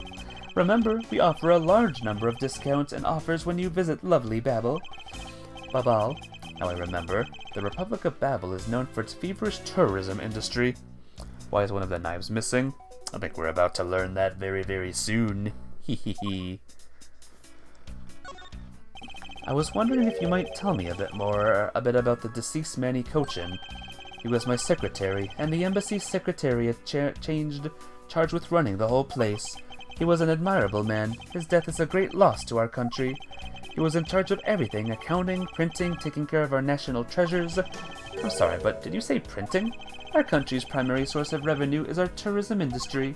So in order for us to print the necessary pamphlets, flyers, coupons, etc., we have a printing press here in our embassy. I see. Please excuse my forwardness, however.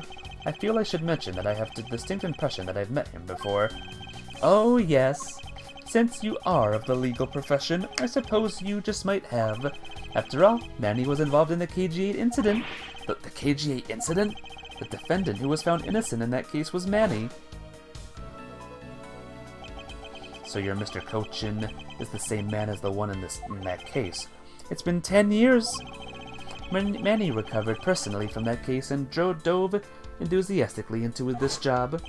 He was the one who planned this event and was to oversee this embassy's renovations. It really is a shame. He had such a bright future ahead of him. Renovations? What exactly did you mean earlier by renovations? We can't have tourists and visitors to our embassy to think we're a poor nation, can we? So renovating the embassy is something of an investment. We may have a rather paltry budget, but we're trying our best to make do. However, I guess the only person who could have helped us do our best now is no longer with us. Poor guy. Looks like this was once a magnificent grandfather clock, but it's fallen victim to the fire. Hey, Mr. Edgeworth, is it okay for me to talk about the clocks in my house, sir? If they're unrelated to the case, I hope that you will refrain from sharing, but... Well, there's this one clock that I made by myself, but the timer on it manages to auto... That's quite enough, detective.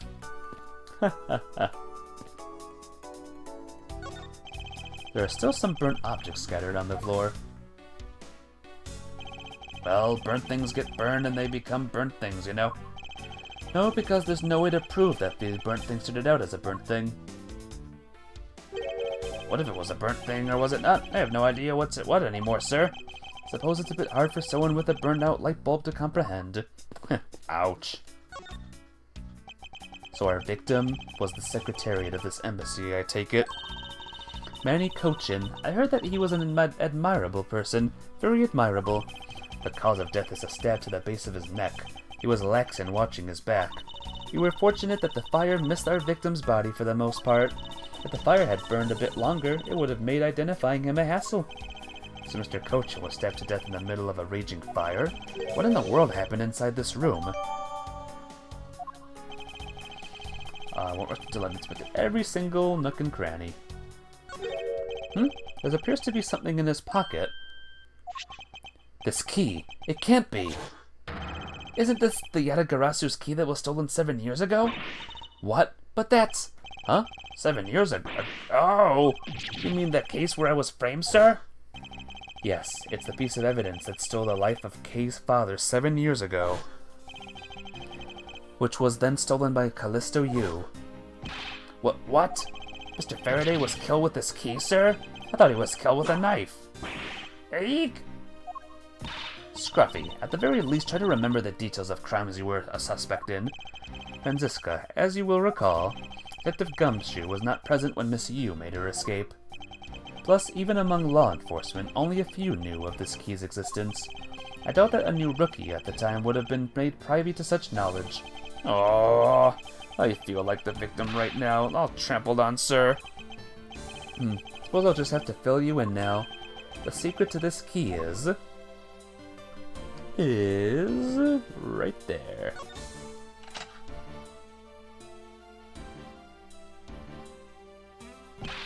Oh, wow, that's amazing, sir. It's like some kind of magic trick.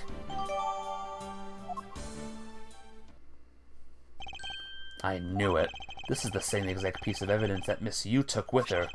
I remember this beautiful pattern in the blade. I remember this as well. It's a vine motif, isn't it? Yes, it looks like 2 interwoven vines crisscrossing down the blade. Vines, sirs? I think it looks like a bunch of stars, if you ask me. It's one of those 6-sided stars, just like the police marks on our IDs. I really don't think you can call these stars. To say that the detective's art sense is underdeveloped would be an understatement. The real question is, why was the Babylonis Embassy's secretariat holding this? While we don't know how Mr. Kochin came to possess this key, we do know that this was stolen by the Yatagarasu from the Kodopian Embassy. That's right, Mr. Faraday had written the fact down in his organizer. I believe that this means that further research is required into the country of Kodopia. Why don't you ask Ambassador Peleno about what he knows? Supposedly he was a candidate to be the next Kodopian ambassador once long ago. He should be able to answer any specific questions you may have. What about everything else about this body? Manny Kochin. I've seen him before. He was the suspect in the KG8 incident. And I saw him talking with the elder sister of the victim of that case, Miss Callisto Yu. I wonder if there's a connection between this murder and the KG8 incident. Oh, and what do we have here? Hedgewolf, look. It's our missing knife. Is this knife the murder weapon? Some preliminary testing has been conducted. According to the results, the blood on that matches the victim's blood. The blade shape was also found to be consistent with the stab wound. I suppose that means that we now know that the crime was committed with this knife. This knife's got some really fancy ornamentation going on, huh, sir? This thing practically screams artsy to me, too. Although it's covered in blood, just like the last thing that I said was artsy. But the handle is pristine. There's not a single drop of blood on it.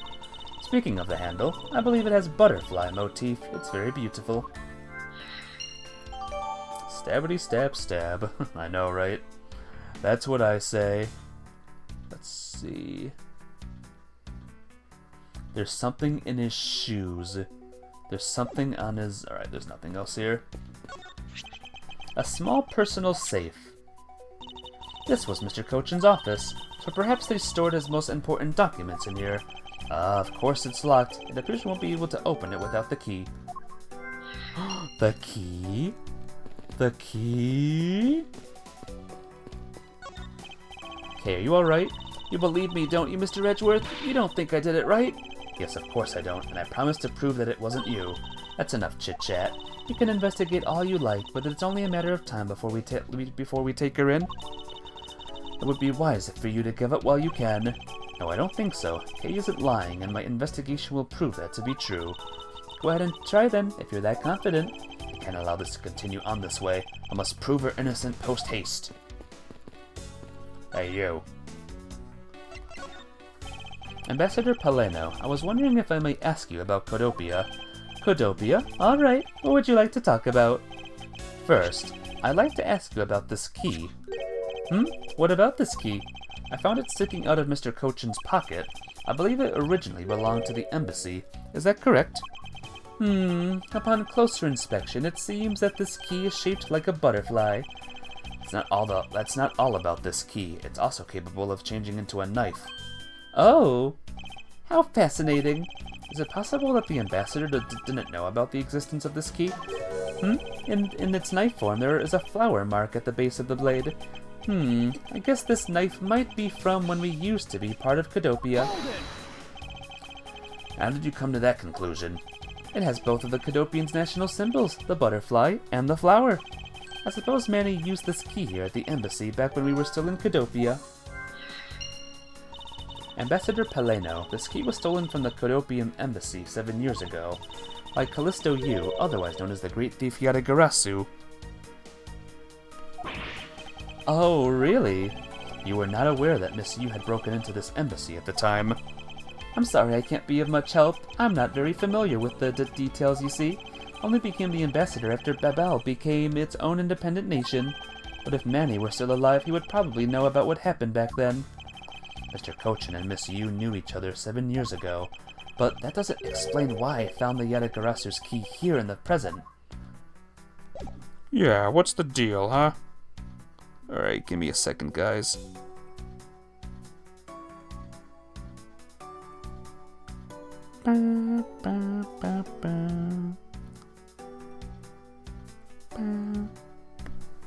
Okay, I think we have to speak with her now. Miles Edgeworth, what is it? Let me tell you something. You are currently my subordinate, and if you wish to convince everyone of that, you will speak to me with respect. What's with the giddy glint in her eyes? I don't think that will really be necessary, Franziska. Oh, really? Well, it doesn't matter. It doesn't change the fact that you are still under me. I thought Franziska was flying around the world in pursuit of the smuggling case. So then why is she here at this embassy? Yeah, guys. I was investigating at the Alabestian embassy where I got wind of this mess. Ah, that's right, the Yatagarasu was due to appear at the embassy as well. Yes, but the difference is that we didn't have a fire over there, although there was an incident at the Alabestian embassy as well. But I left Agent Lang in charge of that case and came over to the Babalese embassy. Ah, so Agent Lang is here as well, huh? I see you met. Well, he's in the Alabestian embassy acting as bodyguard for Ambassador Alba. However, he seems to have a different reason for being there. Did she kill him for revenge? He killed your sister, right? Which she? Callisto Yu? Are you talking about her, Callisto Yu? Apparently she wasn't even the sister of that person. She was a fake. The fake the whole time. So the suspect in the murder is occurred in this office is that little girl I see. Is she perhaps trying to be the Yatagarasu? Kay would never harm a soul, sir. Kay? You remember, do you not? About the case? Good night, Mafia. I'll see you tomorrow. Be awesome, alright? Good night! That girl is the daughter of the victim in that case, Mr. Faraday. So she's that feisty little girl. Kay had been on the trail of the Yatagarasu, which is how she ended up here. Looking for the one who took her father's life. I see. Kay's trying so hard, but you know what? The Yatagarasu just keeps on tricking us all. How so? The Yatagarasu sent a card saying, I will be there to steal your dirtiest secret. But all we've had is an arson and a murder. The lab boys are going in circles. You know what this is, sirs? It's a breach of contract, and it's going on the rep sheet. If you ask me, I'm perfectly fine with the fact that nothing was stolen tonight. I do wonder, though, if Callisto Yu really is the Yatagarasu. Alright. Better save just in case. Yes. Yes. There we go. It's logic time, guys! Franziska's return and secret.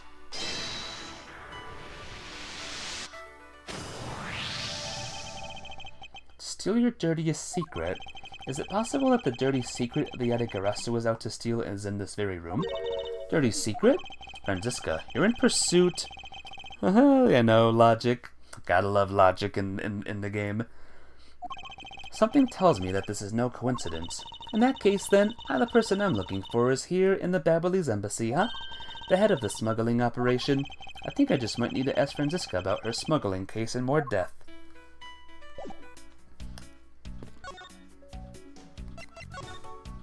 Franziska, when we last talked, you said you were on the trail of a smuggling ring. Suppose the reason you're here right now is related to that? Yes. After analyzing the intel we've gathered from various countries, this embassy rose to the top of our list of sites to investigate. And this is what tipped us off. This accountant document. It's only one page of the whole thing, so we're not sure about all the details. However, it's enough for us to grab onto the tail of the beast.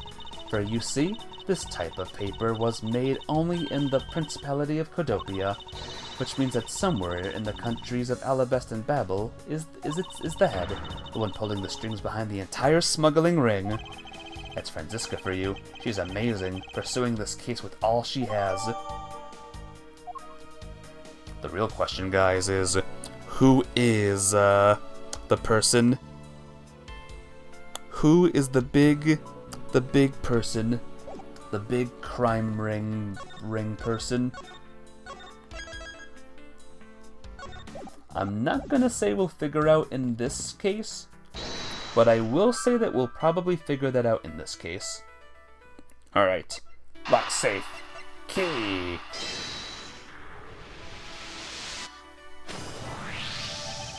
We know for a fact that the Yatagarasu's key was used at this embassy. Furthermore, we found it in the victim Mr. Kochin's pocket, which leads me to think that perhaps it is the key to the personal safe in this office. You think they are somebody? Yes, they are definitely somebody. Absolutely. Good thinking, sir. Let's go and try it out. It appears I was correct. The key that was left to us in the victim's pocket, it's literally turned out to be the key to the next piece of the truth. What do we have here? Hey, there's nothing inside. Do you think the Yatagarasu made off with the evidence, with everything, sir? No, Detective, I believe all we need is a closer look. I won't rest until I've inspected every suspicious-looking nook and cranny. I see a piece of paper. What is this here? Looks like the ripped corner of a piece of paper, sir. No, I don't think it's ripped. It seems more to me like it's stuck in the safe. Hey, you're right. It won't budge an inch, not even when I tug on it. But I don't think I've ever seen paper stuck on the inside of a safe before. Detective, I think you have it backwards. It's not the paper that's strange, it's the safe. What do you mean? What I mean is that the secret to the safe is that it has 2 compartments. Even just eyeballing it, you can see that the inside is a bit too shallow. Furthermore, with the unnatural way the paper is stuck at the back of the safe, I'd say that there is an extra bit of space behind the back wall of the safe. In other words, the safe has a second compartment. What? I suppose that you are correct in asserting that the paper is stuck in an unnatural manner. However, if what you say is correct, and there is a second compartment, how do we go about opening the door to it then? As you can see, there is no other locker keyhole in sight. Actually, there is one more spot of interest to me on this safe. Oh? Yes, and I believe that spot is the keyhole to our mystery second lock. The safe and its locks? Alright then, since you are so sure of yourself, show me how you deduced your answer.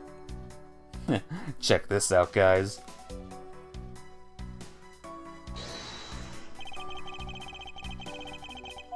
It's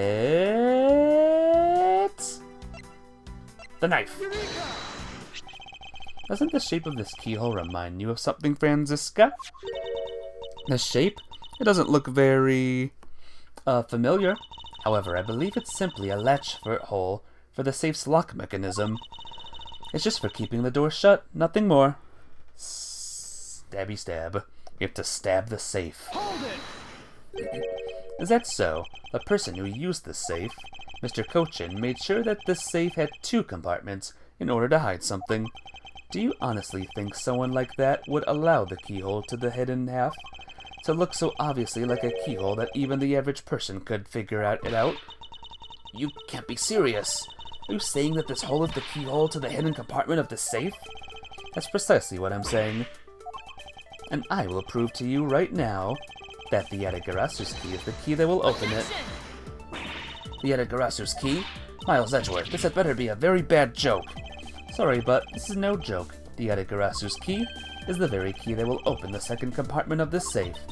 We know that this key opens the first compartment of the safe, but the keyhole you're talking about is of an entirely different shape than that of the key. Oh yeah? What about, this? Let's go over this again, shall we?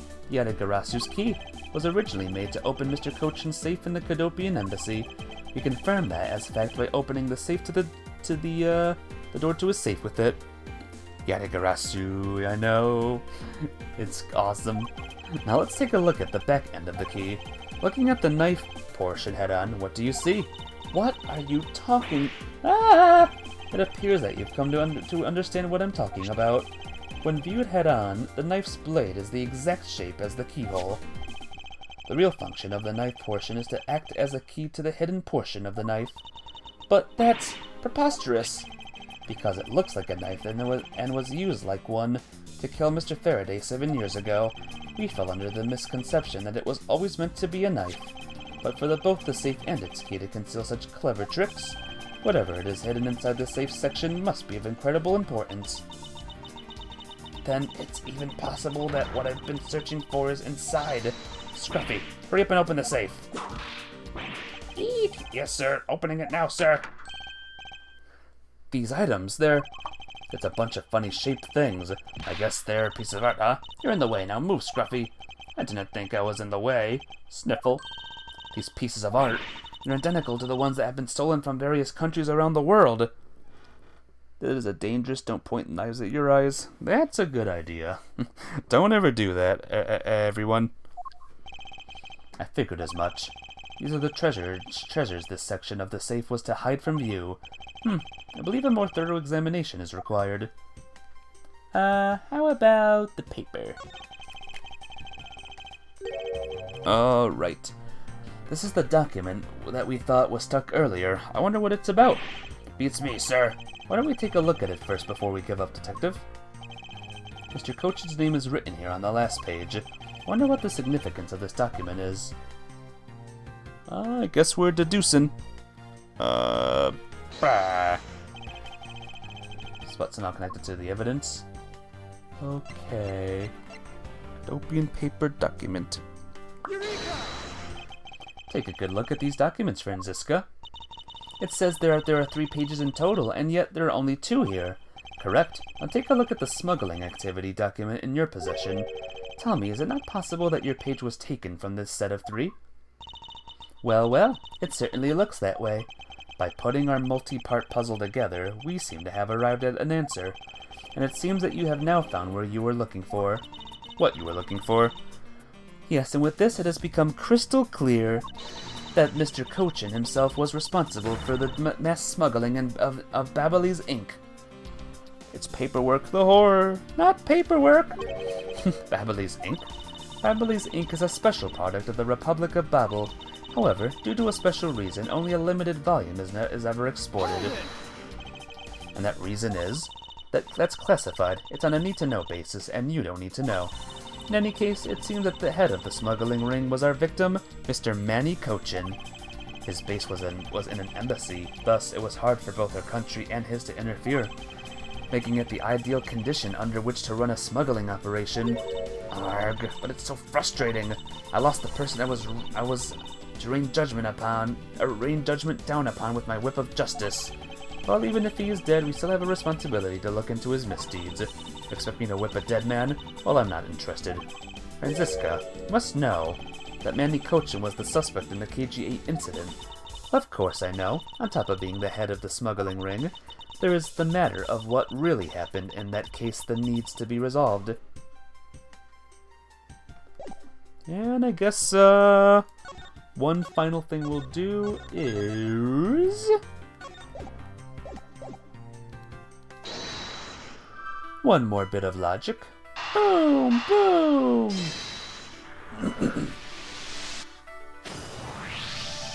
The design on the knife's handle. It greatly resembles the special Babyliss species of butterfly. It does, doesn't it? Plus it says right here, This knife is property of the Republic of Babel.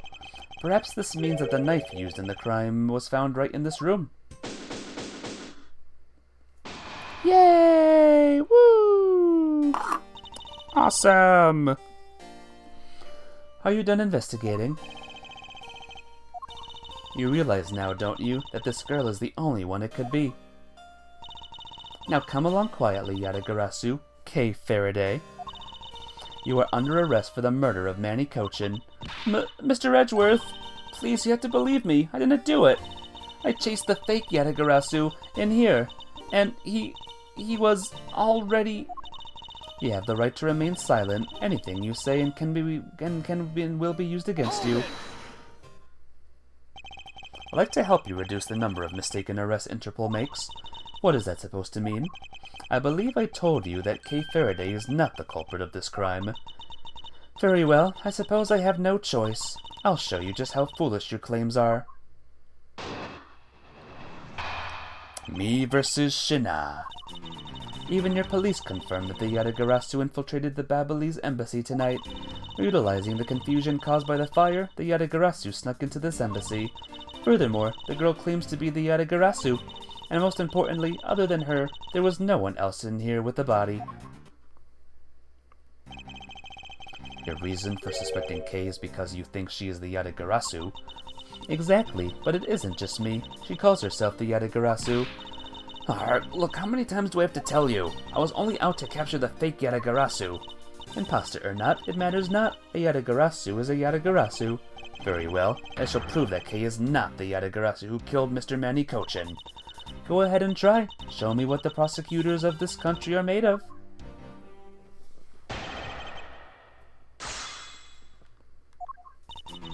No. No. Yes. Hold it! Just because she calls herself that, it doesn't prove that she is a killer. No, but it does give her a motive. The Yatagarasu sent a calling card saying, "I will be there to steal your dirtiest secret."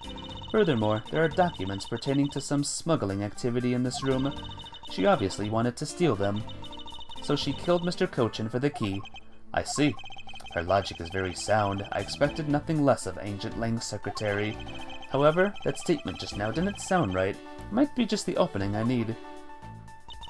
She wanted to steal a document regarding the smuggling, so she killed Mr. Cochin for the key. Well, how about, the key? Objection!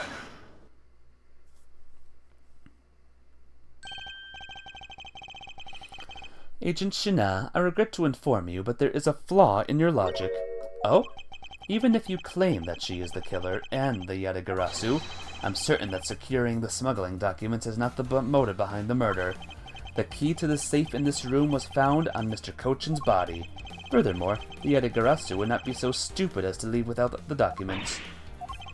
By the simple fact that the documents were still in the safe when we looked, it's obvious that the killer's target was not in the safe at all.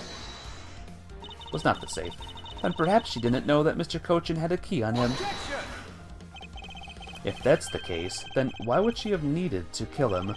Because I can think of no reason for her to kill him if she had known that fact. Need, reason, all of this is simply our conjecturing after the fact. It's entirely possible that she accidentally killed him when she was sneaking in. Perhaps she didn't notice the safe's second compartment before returning the body. Arrgh. But the fact still remains that Mr. Cochin was stabbed to death. Objection! But you have no definitive proof that it was Kay who committed the act. Actually, I do. I saw her holding the knife she used on the victim with my own eyes. What? Allow me to tell you a bit more about the evidence that will put her away behind bars. The knife wound on the body is consistent with the blade of the knife. The knife with the butterfly handle is the murder weapon, which the killer was holding. I assume she obtained the knife from the display rack and used it on the victim. The knife is a part of a special 3-piece set, which has a design like no other.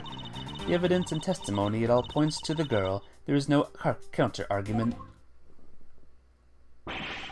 That is your definitive evidence? You see now that she is definitely the killer, right?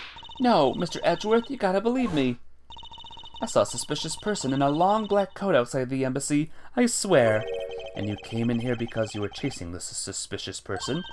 That's right, I ran into this office only because I was chasing after that person. When I entered the room, it was pitch black. I couldn't see a thing. I felt something on the ground next to my foot, so I turned on the lights. But then... Ah!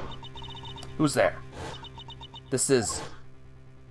I came to this room upon hearing the girl scream, and when I saw her holding the knife, I immediately restrained her.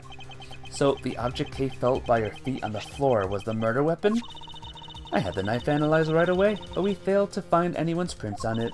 But the suspicious person in the black coat who came into this room before me... You continue to insist there was such a person, but if there was, where did they go? That, I don't know, but I know they came in here. That sounds like the desperation excuses of a suspected killer, not a trustworthy testimony. You understand, don't you? You can't trust this girl's words, Mr. Edgeworth. Gurk, she has a point. Even if Kay's words are the truth, I must show that they are with some solid evidence. Mr. Edgeworth, I really didn't... Kay, don't worry. If you didn't do it, then there must exist a way for me to prove that. So I'm not giving up, I see. In that case, will you try to counter my argument if you can? Don't worry, I can and I will.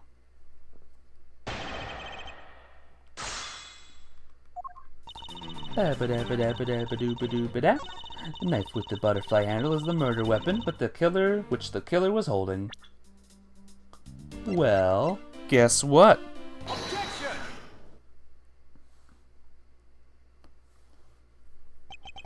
So the murder weapon was the knife with the butterfly design on it.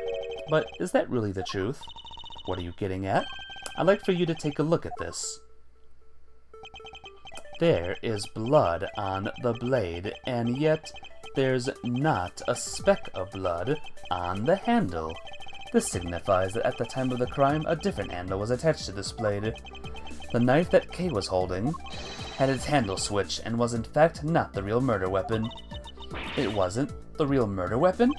The knife can be taken apart. Shall we give it a go? Okay. How about this button? As you can see, the Babyliss knife has now been disassembled into two parts. What would the murder scream? Good question. I don't know why the murderer, I think you meant to say there, would scream. Maybe because he or she just felt like it, eh? The killer must have pulled the murder weapon out of the victim's body and proceeded to swap the knife's original handle with the butterfly one. It was all to create the illusion that Mr. Cochin was killed with a butterfly-themed knife. This should clear up any and all suspicion surrounding Kay. Yay! Your argument isn't airtight yet. How so? It's possible that the girl herself is the one who switched the handles. Hold it! You meant the murderer. Yeah, good question. Maybe the person just wanted to scream. 'Cause why not? Don't be ridiculous. For what purpose would she do such a thing? I don't care to know how a criminal thinks. The way they view the world is beyond the comprehension of a normal person like myself. Therefore, I wouldn't put anything past them, no matter how odd it may seem. Objection! Heh. The truth is right there in front of you, and this knife will show you the way. You will come and see that Kay is not, and could not have been Mr. Cochin's killer. On the blade handle. What is this mark on here? It's the mark of a flower. I assume you know what this means. No, not really. Butterflies rest on flowers all the time, then drink their sweet nectar. And so they do. However, will this butterfly really drink the nectar of this flower? The answer is clearly not a chance. How to prove the relationship between the butterfly and the flower with this. With the Embassy Guide! You can't be serious. It appears that you've made the connection. The flower on this blade is designed after a certain country's national symbol. That's right, the Kingdom of Alabas. In other words, This blade is from the one of Alabast's ornamental knives. Ah! This part of the knife handle has Babel's national symbol of the butterfly on it. Therefore, it is undeniably Babelese in origin. But as we both know, you can't kill someone with just a knife handle. Incidentally, when exactly did the murder occur again, Agent Sheena? After the fire had broken out. That's right, Kay entered the Babelese embassy after the fire had taken place. Furthermore, she had not been to the Alabastian side of the building before then. On top of that, not a single person passed between the two countries during the fire, which means that Kay could not have transported an Alabastian object over there. Here, that makes it impossible for her to be the true killer. Whoa, way to go, Mr. Edgeworth, sir. What a great victory. Give me a second, guys. Okay.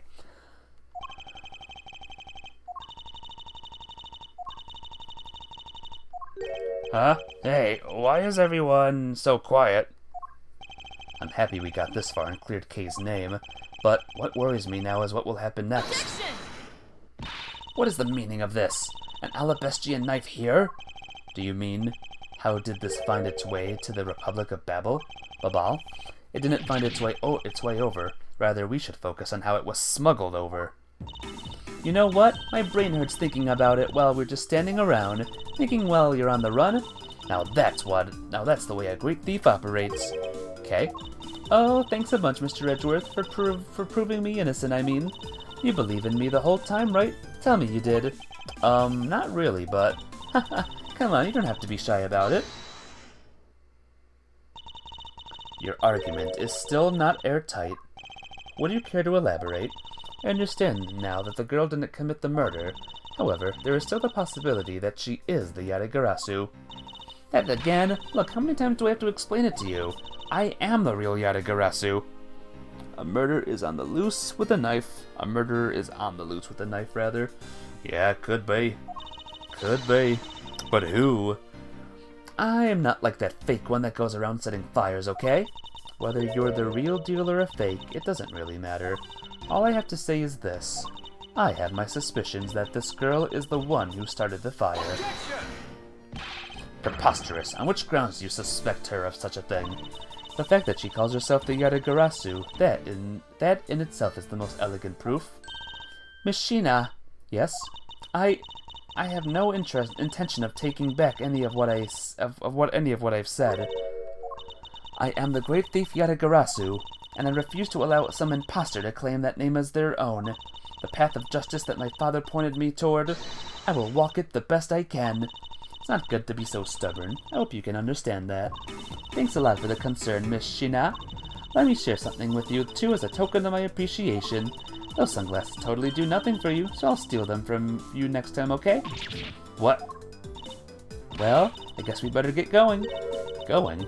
To where? To the kingdom of Alabast. If we don't, we won't know for sure, right? I suppose not. We won't get anywhere simply by standing here thinking. To see where the Alabastian knife came from, we'll have to pay the Alabastian embassy a visit. Let's go, Miles Edgeworth. As you are my subordinate, I will not tolerate you bringing the investigation to a halt. Understood. You can tell that Franziska is loving bossing Miles Edgeworth around. She loves it. This is the happiest day of her life.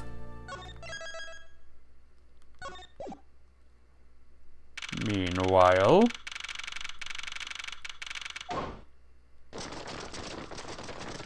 Oh, look who's back. Count off. 1, 1, 1, 1, 1, 1, 1, 1. 1, 1. Shifu, 99 callouts, so all 99 members are most likely here and accounted for, sir. She may be in fact be having too much fun. Wasn't she doing that anyway, though? Yeah, but now she's like really having fun with it now. Hey, you. Yeah, you, the second one from my right. Sir. Yes, sir. Here, a birthday present for you. What? Shifu, I didn't know that you knew all of our birthdays. What a kind heart you have. Shifu, you are more of a man than we'll ever be, sir. I'm really sorry, but it's not my birthday. Lang Zi says, a cub who disrespects others soon feels the disciplinary bite of an elder. That present isn't for you, it's for your younger brother's wife's younger brother. Tell him I said hi, and happy birthday, won't you? Yes, sir. Shifu, I can't believe you remembered that much about each of us. Shifu, I'm so moved that I can't stop crying. What a bunch of dorks. I should probably leave them to their alone time. Alright, meeting's over. Everyone, head for your posts. Dismissed. Sir. That's creepy. That's something, alright. Yo, were you guys there the whole time? I got a call from Sheena, and she already filled me in. It sounds like you're out to get in my way again. I have absolutely no intention of interrupting your investigation. I simply request that you grant me permission to investigate the Alabestian embassy. And what if I say no? Agent Lang, this man is my subordinate. As I have received permission from the ambassador, he is to be extended the same rights. Sorry, sis, but it's not that simple. Alabest has the strictest immigration regulations in the world, or didn't you know? Even among my elite men, about only half of them were admitted into the country. Besides, any more cooks in the kitchen and we might spoil the soup, if you get what I mean. How dare you make such assumptions? Don't take this the wrong way, but I thought I was in charge of Alabest, Miss Von Karma. Grrr. Look, try to understand, okay? Things over in Alabest are a bit of a mess right now. What do you mean by a bit of a mess? No one told you? We had an incident in Alabest as well. This is what we call a decision based on the investigation, Mr. Prosecutor. Look, Wolfie, just let us in already.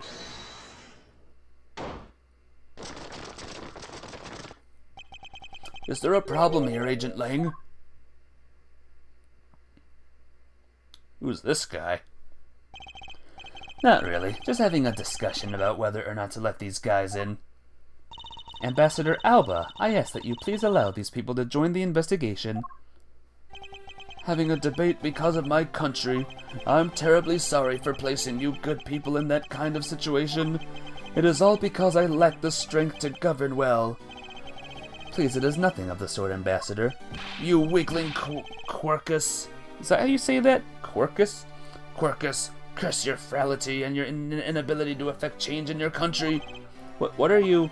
The thing is, investigations conducted in my country have been under an Agent Lang, and it is my judgment that in order to minimize the disruption in the investigation, I should leave everything up to Agent Lang. There, you see? Oh, no way!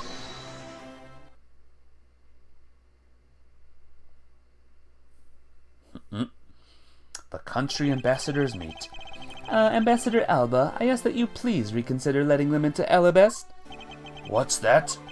My very own secretary has been murdered in the Babalese embassy, and he was apparently caught up in some very shady dealings completely unbeknownst to me. So I ask for your cooperation in our investigation.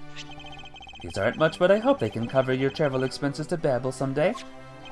Alright, I get it. Even if you beg Ambassador Alba, I still have to give the final okay anyway. Alright, you hear that, Mr. Edgeworth? We're in. Not so fast, my little crow girl. You're still a witness in the Babel murder, so I'd like you to please stay in the Republic of Babel. Detective Gumshoe, please take good care of Kay for me. Yes, sir. Sounds good to me. The fewer troublemakers, the better. Rasp.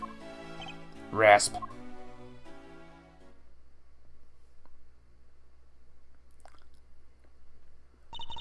Hey, Mr. Edgeworth.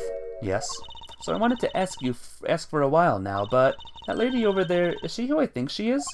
Ah, that's right. I didn't introduce the two of you yet. Franziska von Karma, the prosecutorial prodigy. It's nice to see you again. Oh, I knew it. You're the whip lady. You may address me as Miss von Karma. Miss von Karma, I leave the investigation of Alabest in your hands.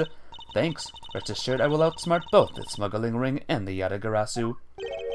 The smuggling ring, huh? Perhaps I should ask Franziska a bit more about them before I head into Alabest. I mustn't forget to thank Ambassador Paleno for all he has done for me. Okay. You made so much progress in your investigation in such a short period of time. It's truly amazing. Agent Hicks, whose help I had requested, was cut down before he completed his task. There's no room for further failure in my perfect investigation. In spite of that, I believe you were able to obtain some insight onto the ring, correct? It was nothing. I simply made some deductions based on the item that I was following. You mean the Babyliss ink? But why are there restrictions on the export of Babyliss ink to begin with? That's classified Interpol and for... Franziska, as your subordinate, I am part of your investigation now. Don't you think it would be beneficial if I was as well informed as you? Point taken. Very well. I'll fill you in. Recently, we discovered some very well-made counterfeit bills circulating in Zengfa. Counterfeit bills? Yes, as you may have deduced, the counterfeits are being made with Babal's special Babyliss ink, and it's virtually impossible to distinguish bills made with Babyliss ink from real ones. Thus, it was only natural for Interpol to keep an eye on the Republic of Babel. That's where this document comes into play, correct? Correct. Mr. Cochin was smuggling large amounts of Babyliss ink. Furthermore, he was charged with running the embassy's printing equipment.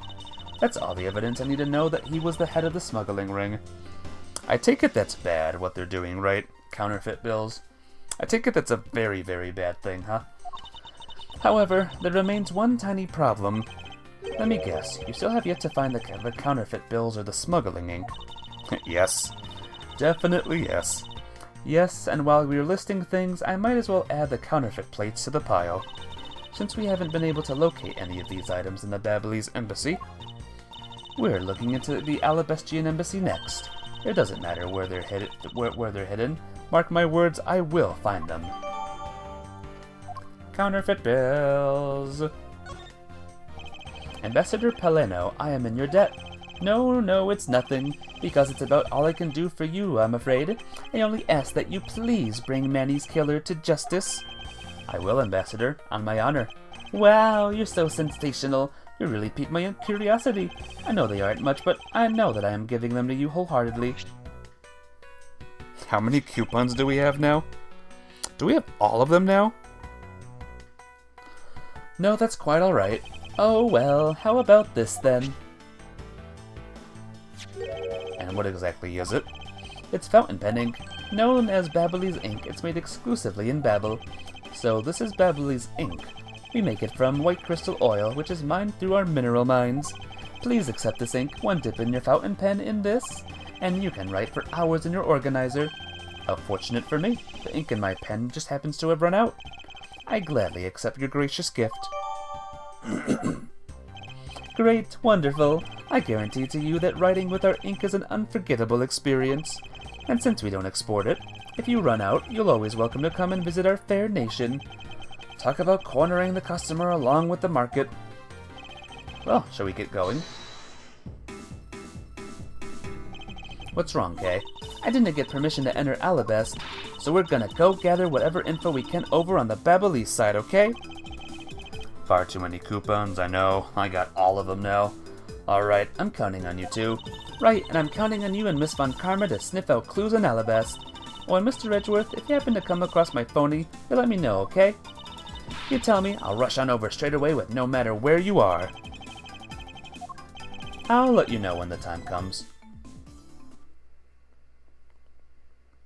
So, what's going on the Alabast side now? Oh. Oh dear. I see something very familiar, guys. Wow! What do you think you're doing to my subordinate? Haha, he's his head turned around. You're... Edgy! Oh, thank the heavens you're here. I'm in a really, really big pickle, your lordship. The raven, it appeared, poof, and then disappeared, swoosh. Perfection, yep. Larry Butts is back! And though I am the steel samurai, my sword, Wow, I'm so confused, I don't know what anything means anymore. Who was this fruitcake? I am Larry of the House of Butt, married man of Neo-O Tokyo, milady. Now I remember. This person is one of your friends, isn't he, Miles? Yes, frighteningly enough, he is. Hey, what's up with that answer? Your best bud is in a bind and you act like it's no big deal. What sort of bind are we talking about here?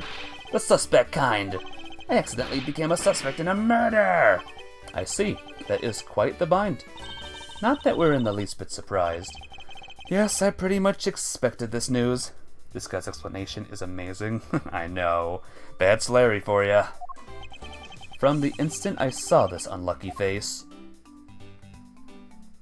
His name is Larry Butts.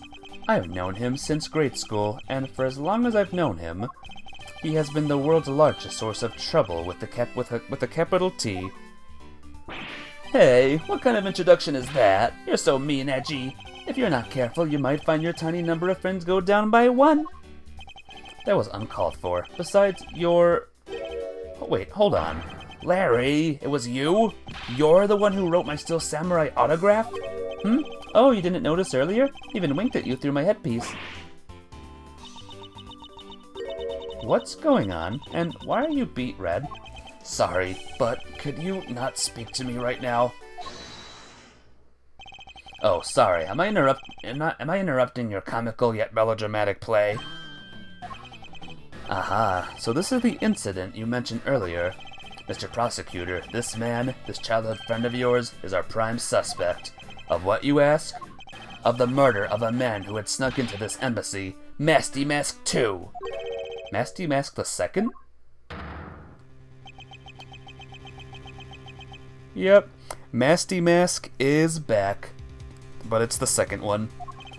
Only Larry could get himself into yet another mess as fine as this.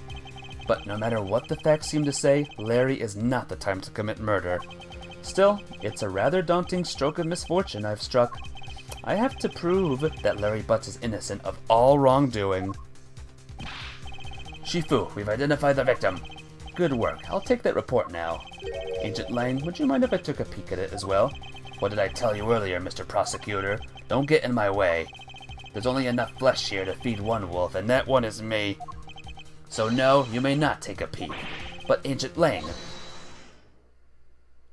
Hey, look who's back. Agent Lang, will you allow an investigator such as myself to take a look? Ah, yes, of course. You let the detective see the file. You're Detective Bad. You're Prosecutor Mr. Edgeworth, right? Fancy meeting you here, Detective. You weren't expecting me. Ever since that day 7 years ago, I've chased after the Yatagarasu non-stop. Even pressured Interpol into keeping me in the loop, in case a card was ever found. What incredible dedication to the case. Detective Bad knows the Yatagarasu's MO very well, and his passion for the chase hasn't died down in these 7 long years. It's something I can respect. But Detective Bad, I must ask, are you going to make an ally out of this prosecutor? The only goal is to arrest the Yatagarasu. If he can get into the bottom of this case, then I'm willing to share info with him. I am in your debt, Detective Bad. About the murder of Damask 2, would you be willing to fill me in on a few details?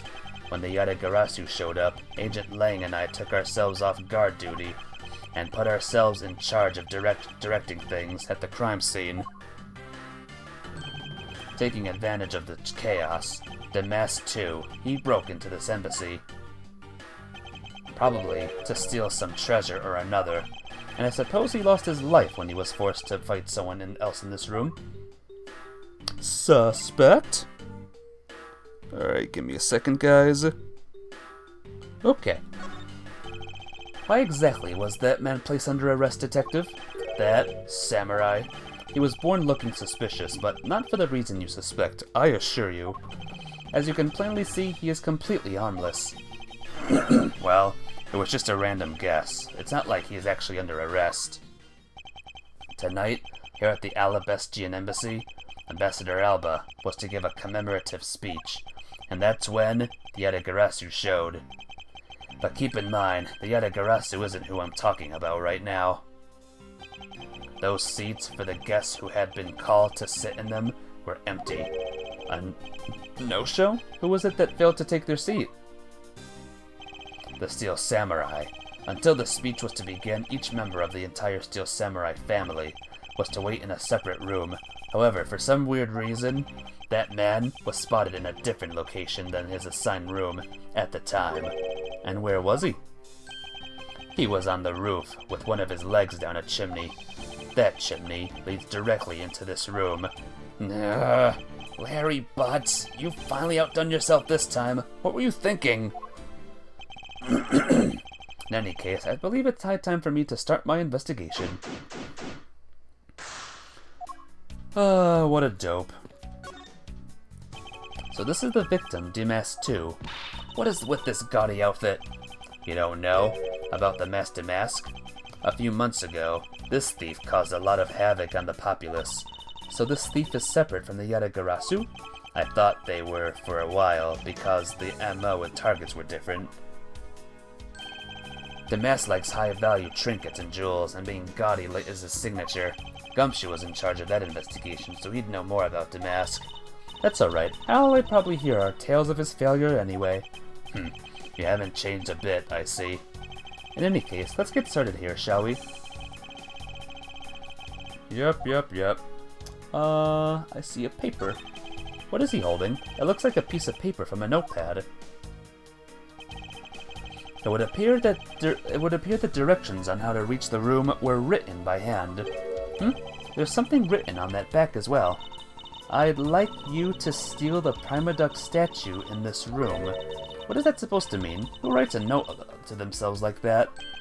If I had to guess from the text, I would say that this is actually a request from somebody about what to steal.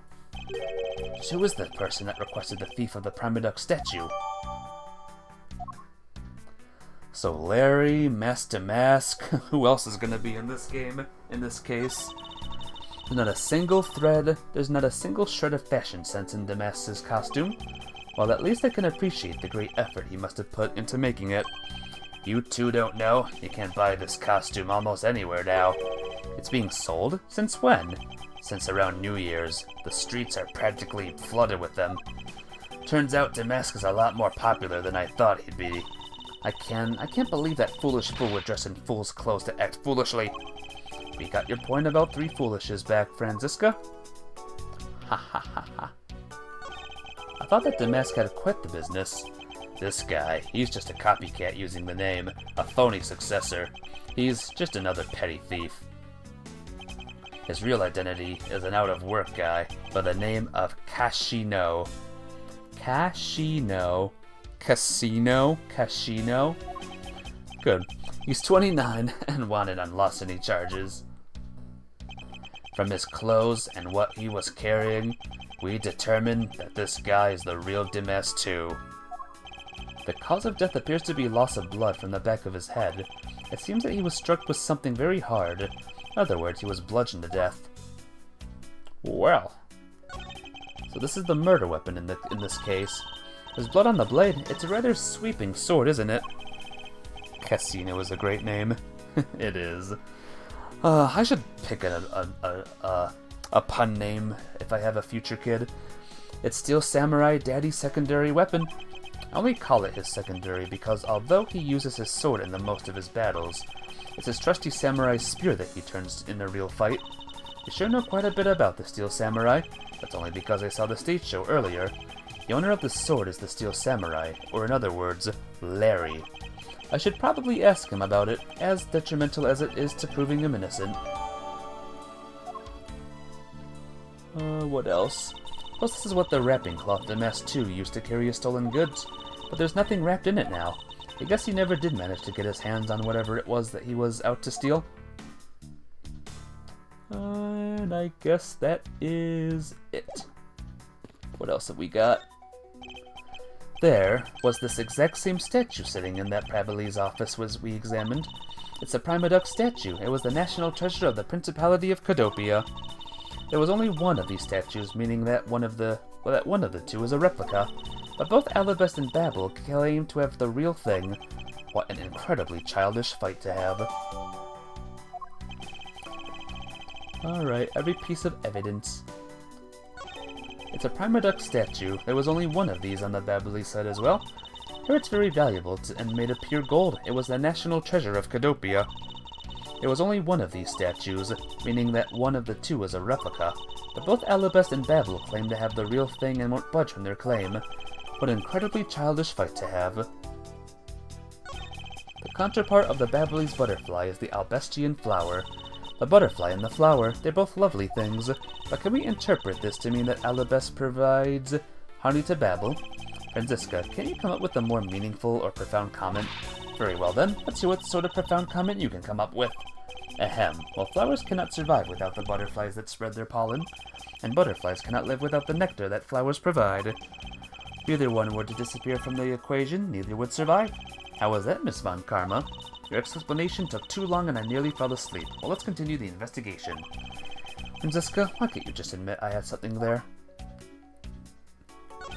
There was almost the exact same wall mount for the knives on the Babelese side, but I can't see any of the details from this distance. Alright, we're out of here. There are some weapons on display on this wall. A crossbow, and under that, a set of knives bearing the flower motif. That must be the counterparts to the Babelese knives, which means that the blades inside these scabbards should match the blade that was used to kill Mr. Kochin. Knives are adorned with flowers are on display here. Suspect that these are the counterparts to the Babelese knives. The blades on these knives could match the blade of the knife that killed Mr. Kochin. What? One of the knives is missing its blade. Let's see if the two pieces, the blade and handle, fit each other. It would appear that they fit together quite well, almost seamlessly. Then this means that an Alabestian knife did find its way into Babel. But how? But how? Why is there a weapon on display in a place like this? I wonder why there are no whips on display here. A crossbow. It's the Steel Samurai's primary weapon, the Samurai Spear. Isn't it awesome? I totally fell for this thing. It's sleek and shiny just like my heart. It comes at you like whoosh. When you hold it, you just want to live life like BAM! You do well to watch what you say, Larry. Although it is just as Larry says, the spear is quite the symbol of valor. However, speaking of spears, aren't you supposed to use them by thrusting the point straight into your opponent? I'm not entirely convinced by this spear is up to the task. What's wrong, Edgy? You're just staring off into the distance. Oh, I get it. Tell you what, I'll tell you the studio to make you one, okay? But this one's mine. Did I say anything about wanting one? Maybe I can shut him up if I show him the piece of evidence that will point something out about this spear. Alright, give me a second, guys. Highlight the spear. And worried married men of Neo Tokyo. Hopefully this is right. Larry, about this spear. Oh, are you feeling it? Bam! I thought there was something strange about this spear. Tell me, Larry, is it just me or is the spear a bit bent? Whoa, what? No way, it's exactly as it should be, yo! I have here the autograph you wrote for me earlier. Now take a good look at this, which you drew with your own hands. You can see that the spear is clearly of a different shape. What do you have to say to that? I'm sorry. When I hold the spear in my hands, all of a sudden I feel super powerful. And then during practice, I went spinning it around and around, and bam! It hit the wall! You unbelievable! This is an embassy! But I have always been like that, ever since I was a kid. One time on an overnight field trip, I bought a fake sword and played with it late that night. I'm just a useless, hot-blooded man. Larry, clarify that for me, will you? Okay, so it was some field trip and I began a shadow fight with myself. Not that, I mean what you said earlier, about spinning the spear and hitting the wall. Oh, that! It's no biggie. It's not like I left a hole or anything. Will Larry still get in trouble for that, though? That's not what I'm asking, Larry. The samurai spear is made of metal. I somehow doubt that a move as simple as spinning it around would cause it to bend. Man, Edgy, you're so naive. What? Where did that come from? Well, you keep calling it the samurai spear, but it's not real. You can't really fight someone with it. because it's hollow on the inside. You could hit it against practically anything and it would bend. Is that so? Don't tell me you thought it was real. Oh, but don't take it the wrong way. I just think that part of your personality is cute. I see. Your friendship truly is something special, Miles Edgeworth. Arg, that's not friendship, it's utter humiliation. Ha ha ha ha ha ha. Oh, brother. I think that's it for now for things I need to examine. So let's speak to Larry. Larry, there are a few things I need to ask you about. Hey, how about that? I've got a few things I've got to ask you too. What is it? It's like, both you and him, how is it that the two of you always manage to have some cute or hot girl by your side? And Francie, what about that promise you made for me? Promise? What promise? The one where you said you would model for my next book, Francie's Whippity Whip Trip? Yow! I made no such promise. Ever since grade school, we had a certain saying about Larry. Everyone, say it together. When something smells, it's usually the butts. One needs to look no further than this man to find the king of troublemakers. As I recall, aren't you calling yourself Larice Donham now? That's Deoxnym, or Donham. Larice Donham. Get that straight in your head, Edgy. Ow, ow, ow, ow, ow. Now I remember. You're that rude pale imitation of a real artist. No, you got it all wrong. I give up on that old Larice business. Besides, when Benjolia left me and my heart in pieces, that's when Mindy walked into my life. She's been so good to me that I wanted to help her in some way, and I figured I could get through the Steel Samurai outfit. Your inane blathering makes less and less sense each time we meet. I believe he's saying that he picked up this part-time job as the Steel Samurai so that he may attempt to capture the heart of the actress who plays the Pink Princess. You got it. I knew you'd know what I meant, Edgy. Not really. It's not so much as I understood. But a simple deduction based on your usual modus operandi, Larry. Time of the murder. Give me a second, guys. Okay. Larry, I'd like you to confess right now to everything you did tonight. Confess? Hey, don't tell me you suspect me too. Nonsense. I don't believe you have the mental acuity needed to plan and execute a murder. However, we are talking about you here, so I find it hard to believe that nothing happened. For past experience has taught me that you are always at the center of some insane event. Edgy, how can you be so mean-stabbing me with your words like that? Unfortunately, I don't have time to search out a key to unlocking your heart at this time, so I suggest that you cooperate and tell me what you know. Okay, I get it. Just stop Francie from whipping me from behind. So, I guess you know what I did, right, Edgy? I can't even begin to imagine, however. I imagine that whatever you were up to was probably beyond my imagination. So you will tell me what you did exactly, Larry. Nope, not yet, Edgy. It'll take more than that to loosen my lips. A lot more! Confess, now. Oh, okay. Well, I was up on the roof. And why exactly were you up there? Oh, you know, the wintry custom and the legendary hero. Legendary hero? Santa Claus. Santa Claus. I wanted to do that thing he does, so I climbed up to one of the chimneys. But when I got there, there was smoke pouring up from the chimney. I never knew this was a Christmas game, guys. Too stupid to be a murderer, but you're the only one who knows that, so you're still on the hook for this until you can prove otherwise. Yep, very true. And, well, I couldn't go down the chimney with smoke coming up, right? So I gave up. Larry, you do realize that Santa Claus does not exist, right? Of course I know. I did graduate from junior high, you know. Then you should also understand this. If Santa was real, he would be the biggest unlawful trespasser in history. Aw, crud! It is your attempt to imitate Santa that has landed you as prime suspect in this murder. Come on, man. What's so wrong with this pretending to be Santa? Let's start with the fact that it will be the Ides of March, in a matter of hours. Santa only visits homes on December 24th. That's in December, you nitwit. No! Hey, wait a sec. We're not in court. Oh, whoops. Wrong choice. My bad.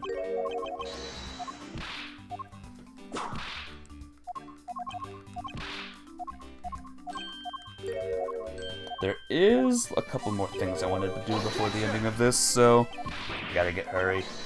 We gotta hurry here. Objection! Okay. Larry, about the samurai sword that was used as the murder weapon. Oh, that? Well, I shook hands with the ambassador in this room, you know? Yes, apparently you did. And, well, I totally forgot about it and left it behind when I left afterwards. You want to talk about shock? I was the most shocked of all when I heard it killed someone. Shocked!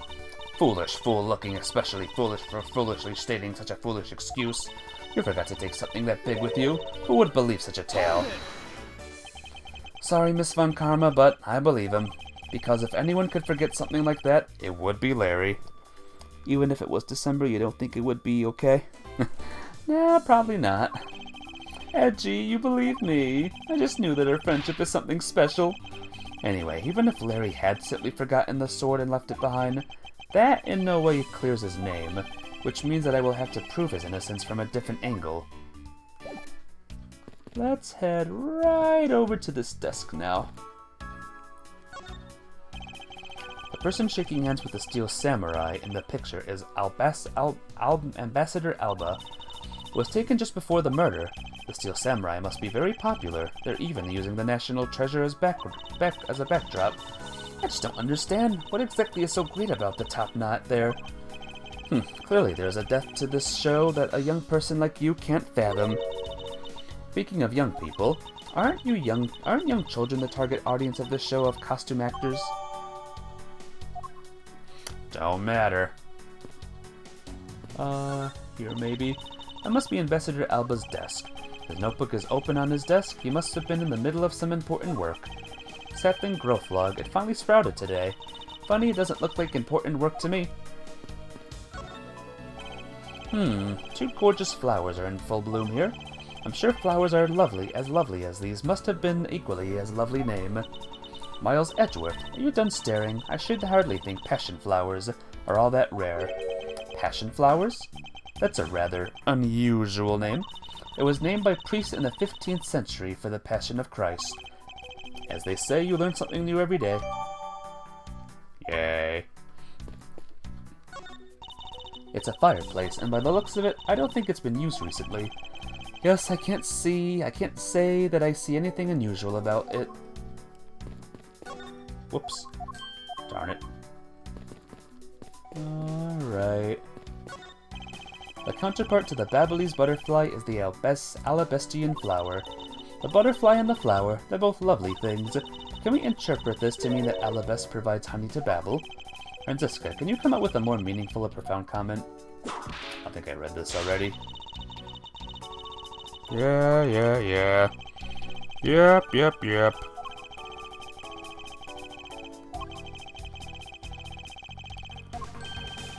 Uh-huh.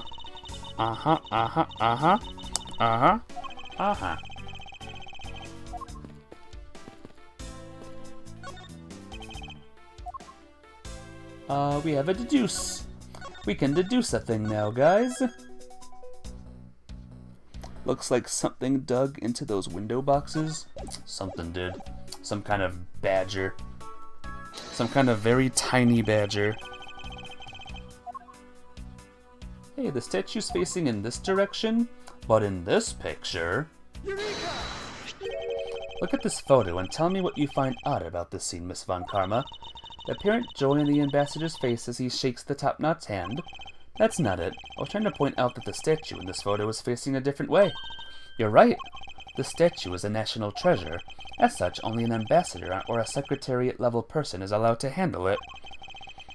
The fact that the statue is facing one way is in this photo, and now it's facing a different direction in this preserved crime scene, is proof that someone touched the statue around the time of the crime. I guess that's about wraps up my investigation. That's...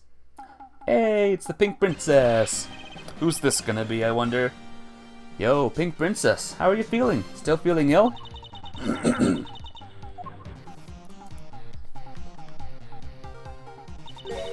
And yet another strange character comes out of the woodwork. And so the Pink Princess also comes to pay the Albestian embassy a visit. I believe I may need to speak with her as well. Alright. Hello, Pink Princess. Miss Pink Princess, I have a few questions I'd like to ask you. Miss Pink Princess, if you would please answer... Me! This must be what they call fate. How could this happen 2 days in a row? What the? Aren't you Miss Oldbag? Why are you surprised? Ah, so you're the one they got to play the Steel Samurai. It's too bad I didn't realize that until now. Wendy! What's up, good girl? Yep, she's back. Again. You are acquaintances with Larry? Why, yes, we worked at the same company for a little while, you know? That's why it's okay, my edgy poo. You don't need to be jealous. No! I was in the next room, you know, trying to get in some beauty sleep. But it was so noisy here that I couldn't fall asleep, so I came over to complain. Hey, Hellfire Skyrim, have you looked into those 2 Pokemon fan games yet? I did look into them. I don't know if I want to play them, though. They look to be very, very short games. Like, a little over 3 hours, but under 4 hours. I don't know. I would if there's a Pokemon game that's longer and has actual like battles and is a Pokemon game, that I might play. Does this one take place after the 3rd game specifically? Yeah, this game takes after the 3rd game.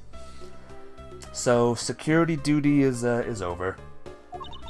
So imagine my shock when I saw my precious Edgipoo waiting here for me.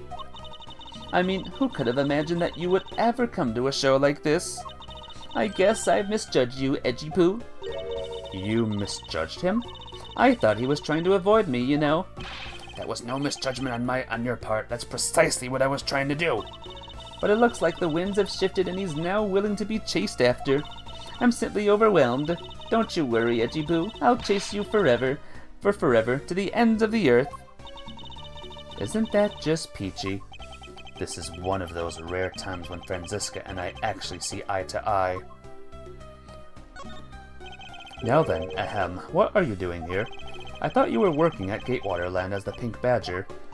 What are you talking about? That was ages ago. That was yesterday! Look, I worked at Global Studios before, a long time ago, right? There's Pokemon Snakewood as a horror Pokemon game, but that one isn't the best option. Yeah, I've heard of that one. It's very not good. I think I'm gonna play the other games you mentioned though, Hellfire Skyrim. The one other game. That one I might play, the first one that you recommended. Well, they called me up this morning, kind of out of the blue actually. They called you? Apparently, the girl who plays the Pink Princess collapsed from a bad cold.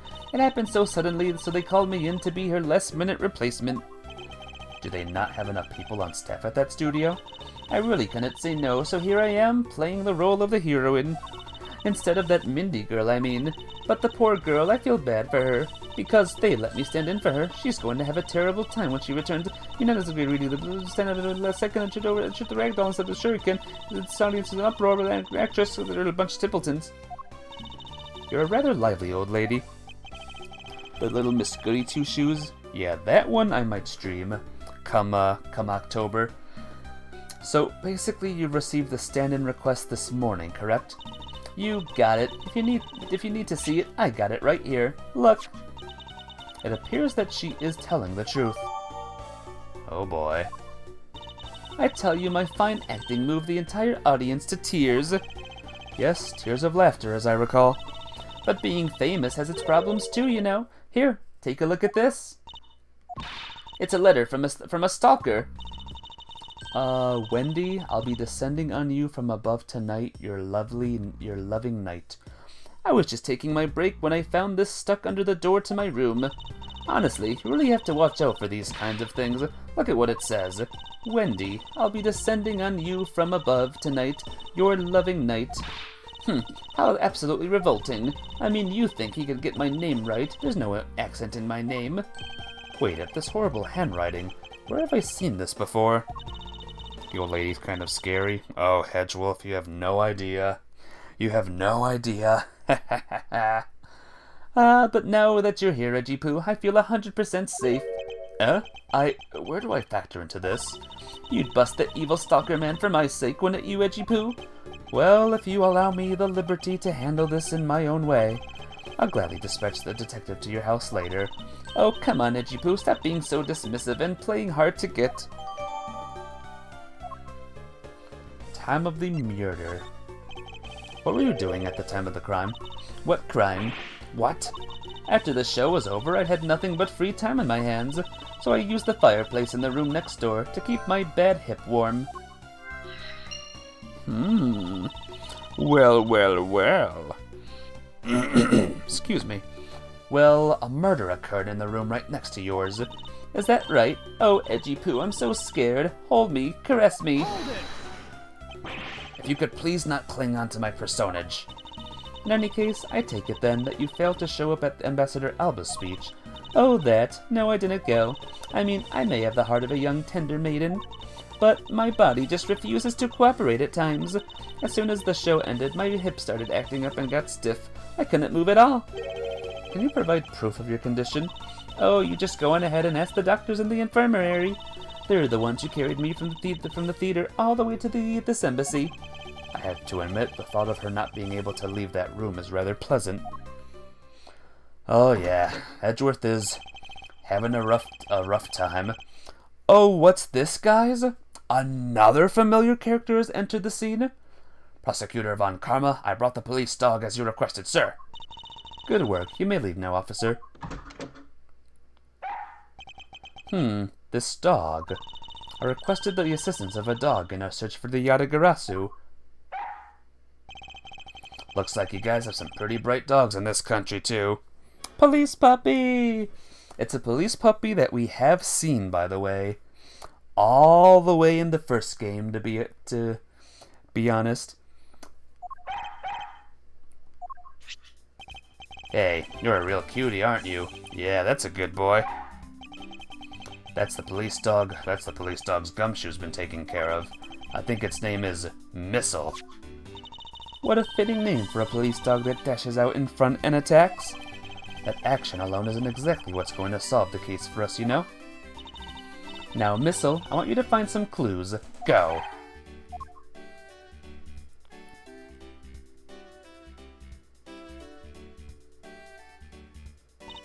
Good dog. You really are quite bright, aren't you? You recognize that? That was the one scene you did explicitly because of it? Yep. Yes, it is. Glad that you, remember. Quite bright, unlike a certain someone I know.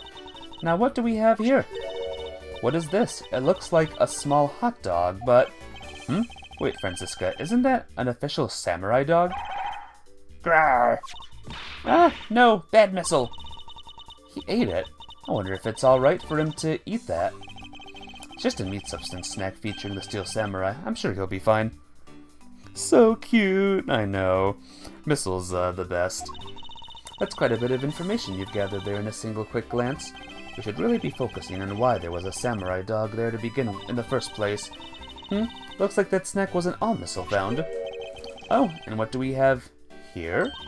It appears to be a lady's undershirt. I wonder if Ambassador Alba might have an interest in cross-dressing. I somehow doubt that. It doesn't look like that shirt would even fit him. A samurai dog and a lady's undershirt. What are these two items doing in a room like this?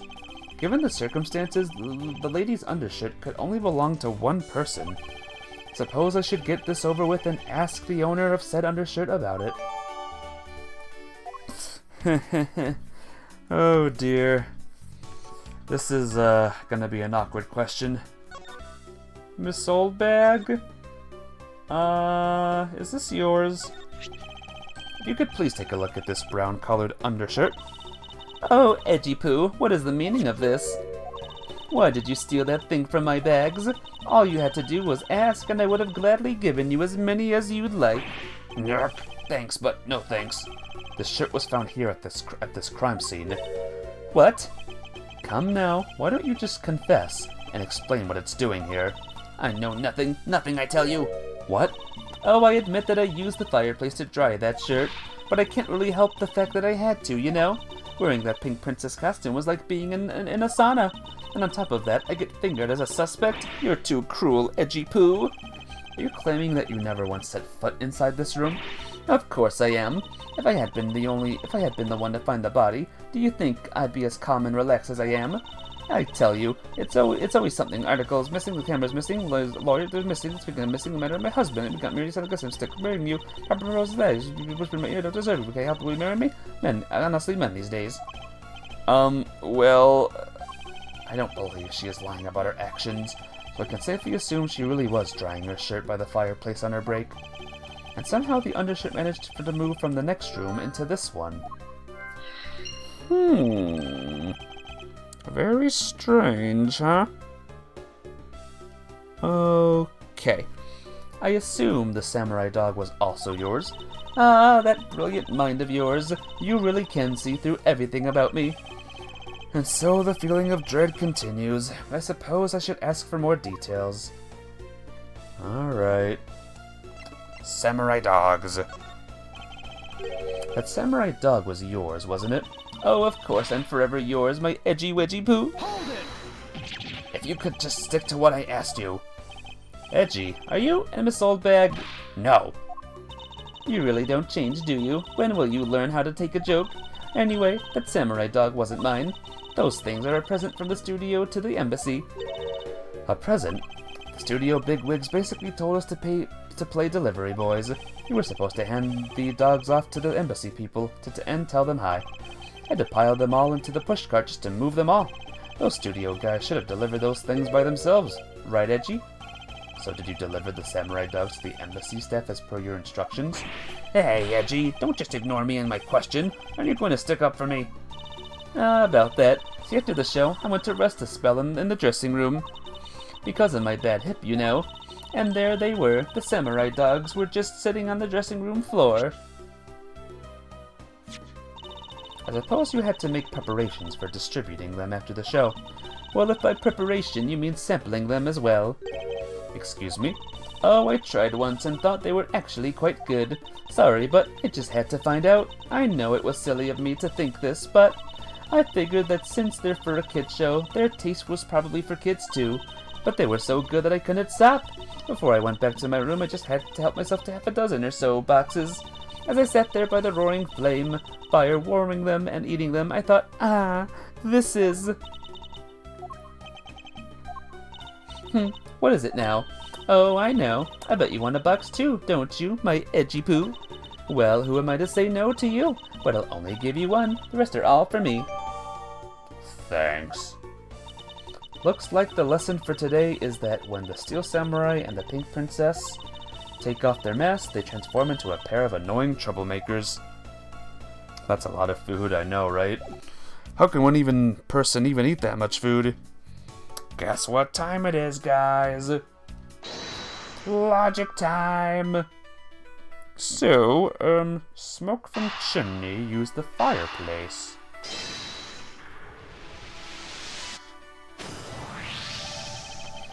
There's no trace of this room's fireplace being used. And your point is? Ahem. Smoke was supposedly pouring out of the chimney connected to this fireplace.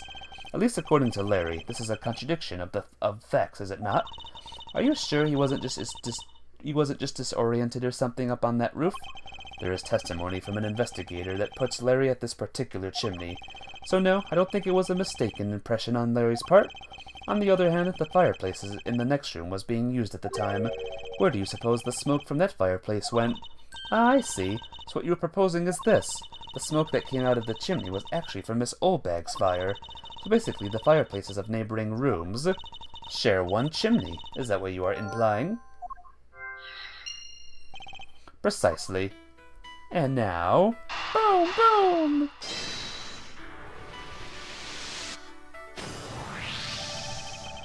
The lady's undershirt that Missile found. Arg!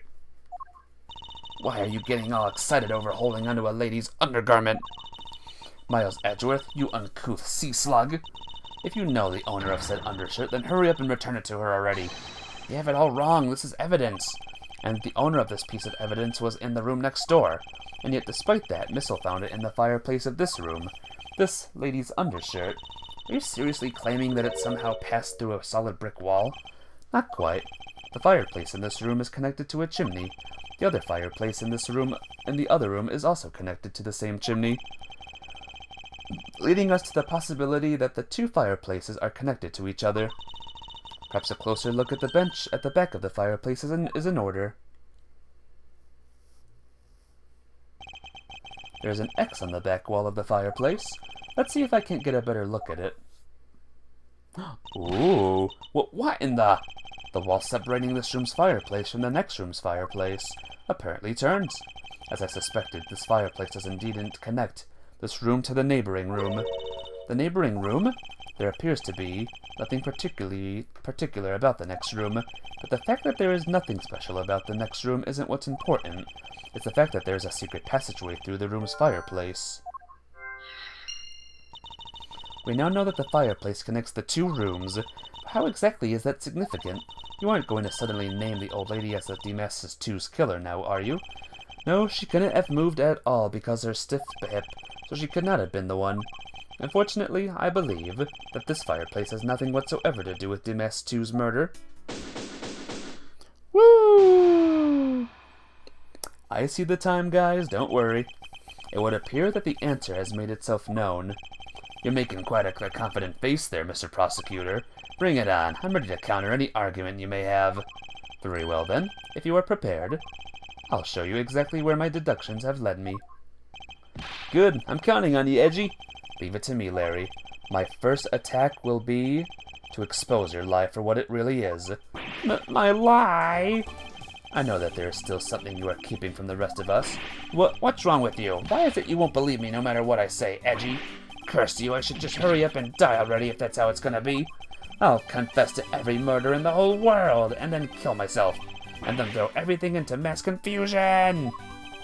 You made some wonderful friends as a child, I see. Larry, I only have one thing to say to you. Even if you make that face at me, it's no use. A man who's ready to die is strong-willed, you know. Larry, it doesn't matter what sort of harebrained trouble you've caused. I only ask that you do not lie to me. If you cause an innocent person to be judged unfairly because of some insipid lie, I will never forgive you. Edgy. Although allow me to say that I consider you to be among the innocent in this case, and that I will draw the real killer out. You can trust me on this. All right, this time I'll tell you the whole truth, okay? What happened? What didn't happen? The works. Just what happened will do. Now then, if you would please testify as to what you did up on the roof tonight. That face. After the show, I left the pushcart in the rose garden and came into the embassy. Then they took a picture of me shaking hands with the ambassador. After that, and until my next appearance, I had some free time, so I wandered around. That's when I spotted the chimney. A chimney like that is a rare thing, you know. So then I wanted to play Santa and decided to give it a try. Larry, I thought I just finished telling you not to lie anymore. But it's kinda ultra embarrassing? And what exactly is so ultra embarrassing that you can't tell me? Edgy, man, I just said it was embarrassing, so of course I can't just blurt it out. So you're just gonna have to reason it out of me! As your superior, I command you to hurry up and expose this man's lie. With every intention to, for I am not about to let us waste time on such trifling matter. Well, guys, I think right here is a good time to end it. We're gonna cross-examine Larry Butts, and we'll solve the murder. Who is the murderer this time, guys? In this double murder case? We'll find out next time or the next time? We'll see. But thank you all for stopping by. I love you all. I hope you have a great night. And I'll see you tomorrow for even more games. Bye-bye!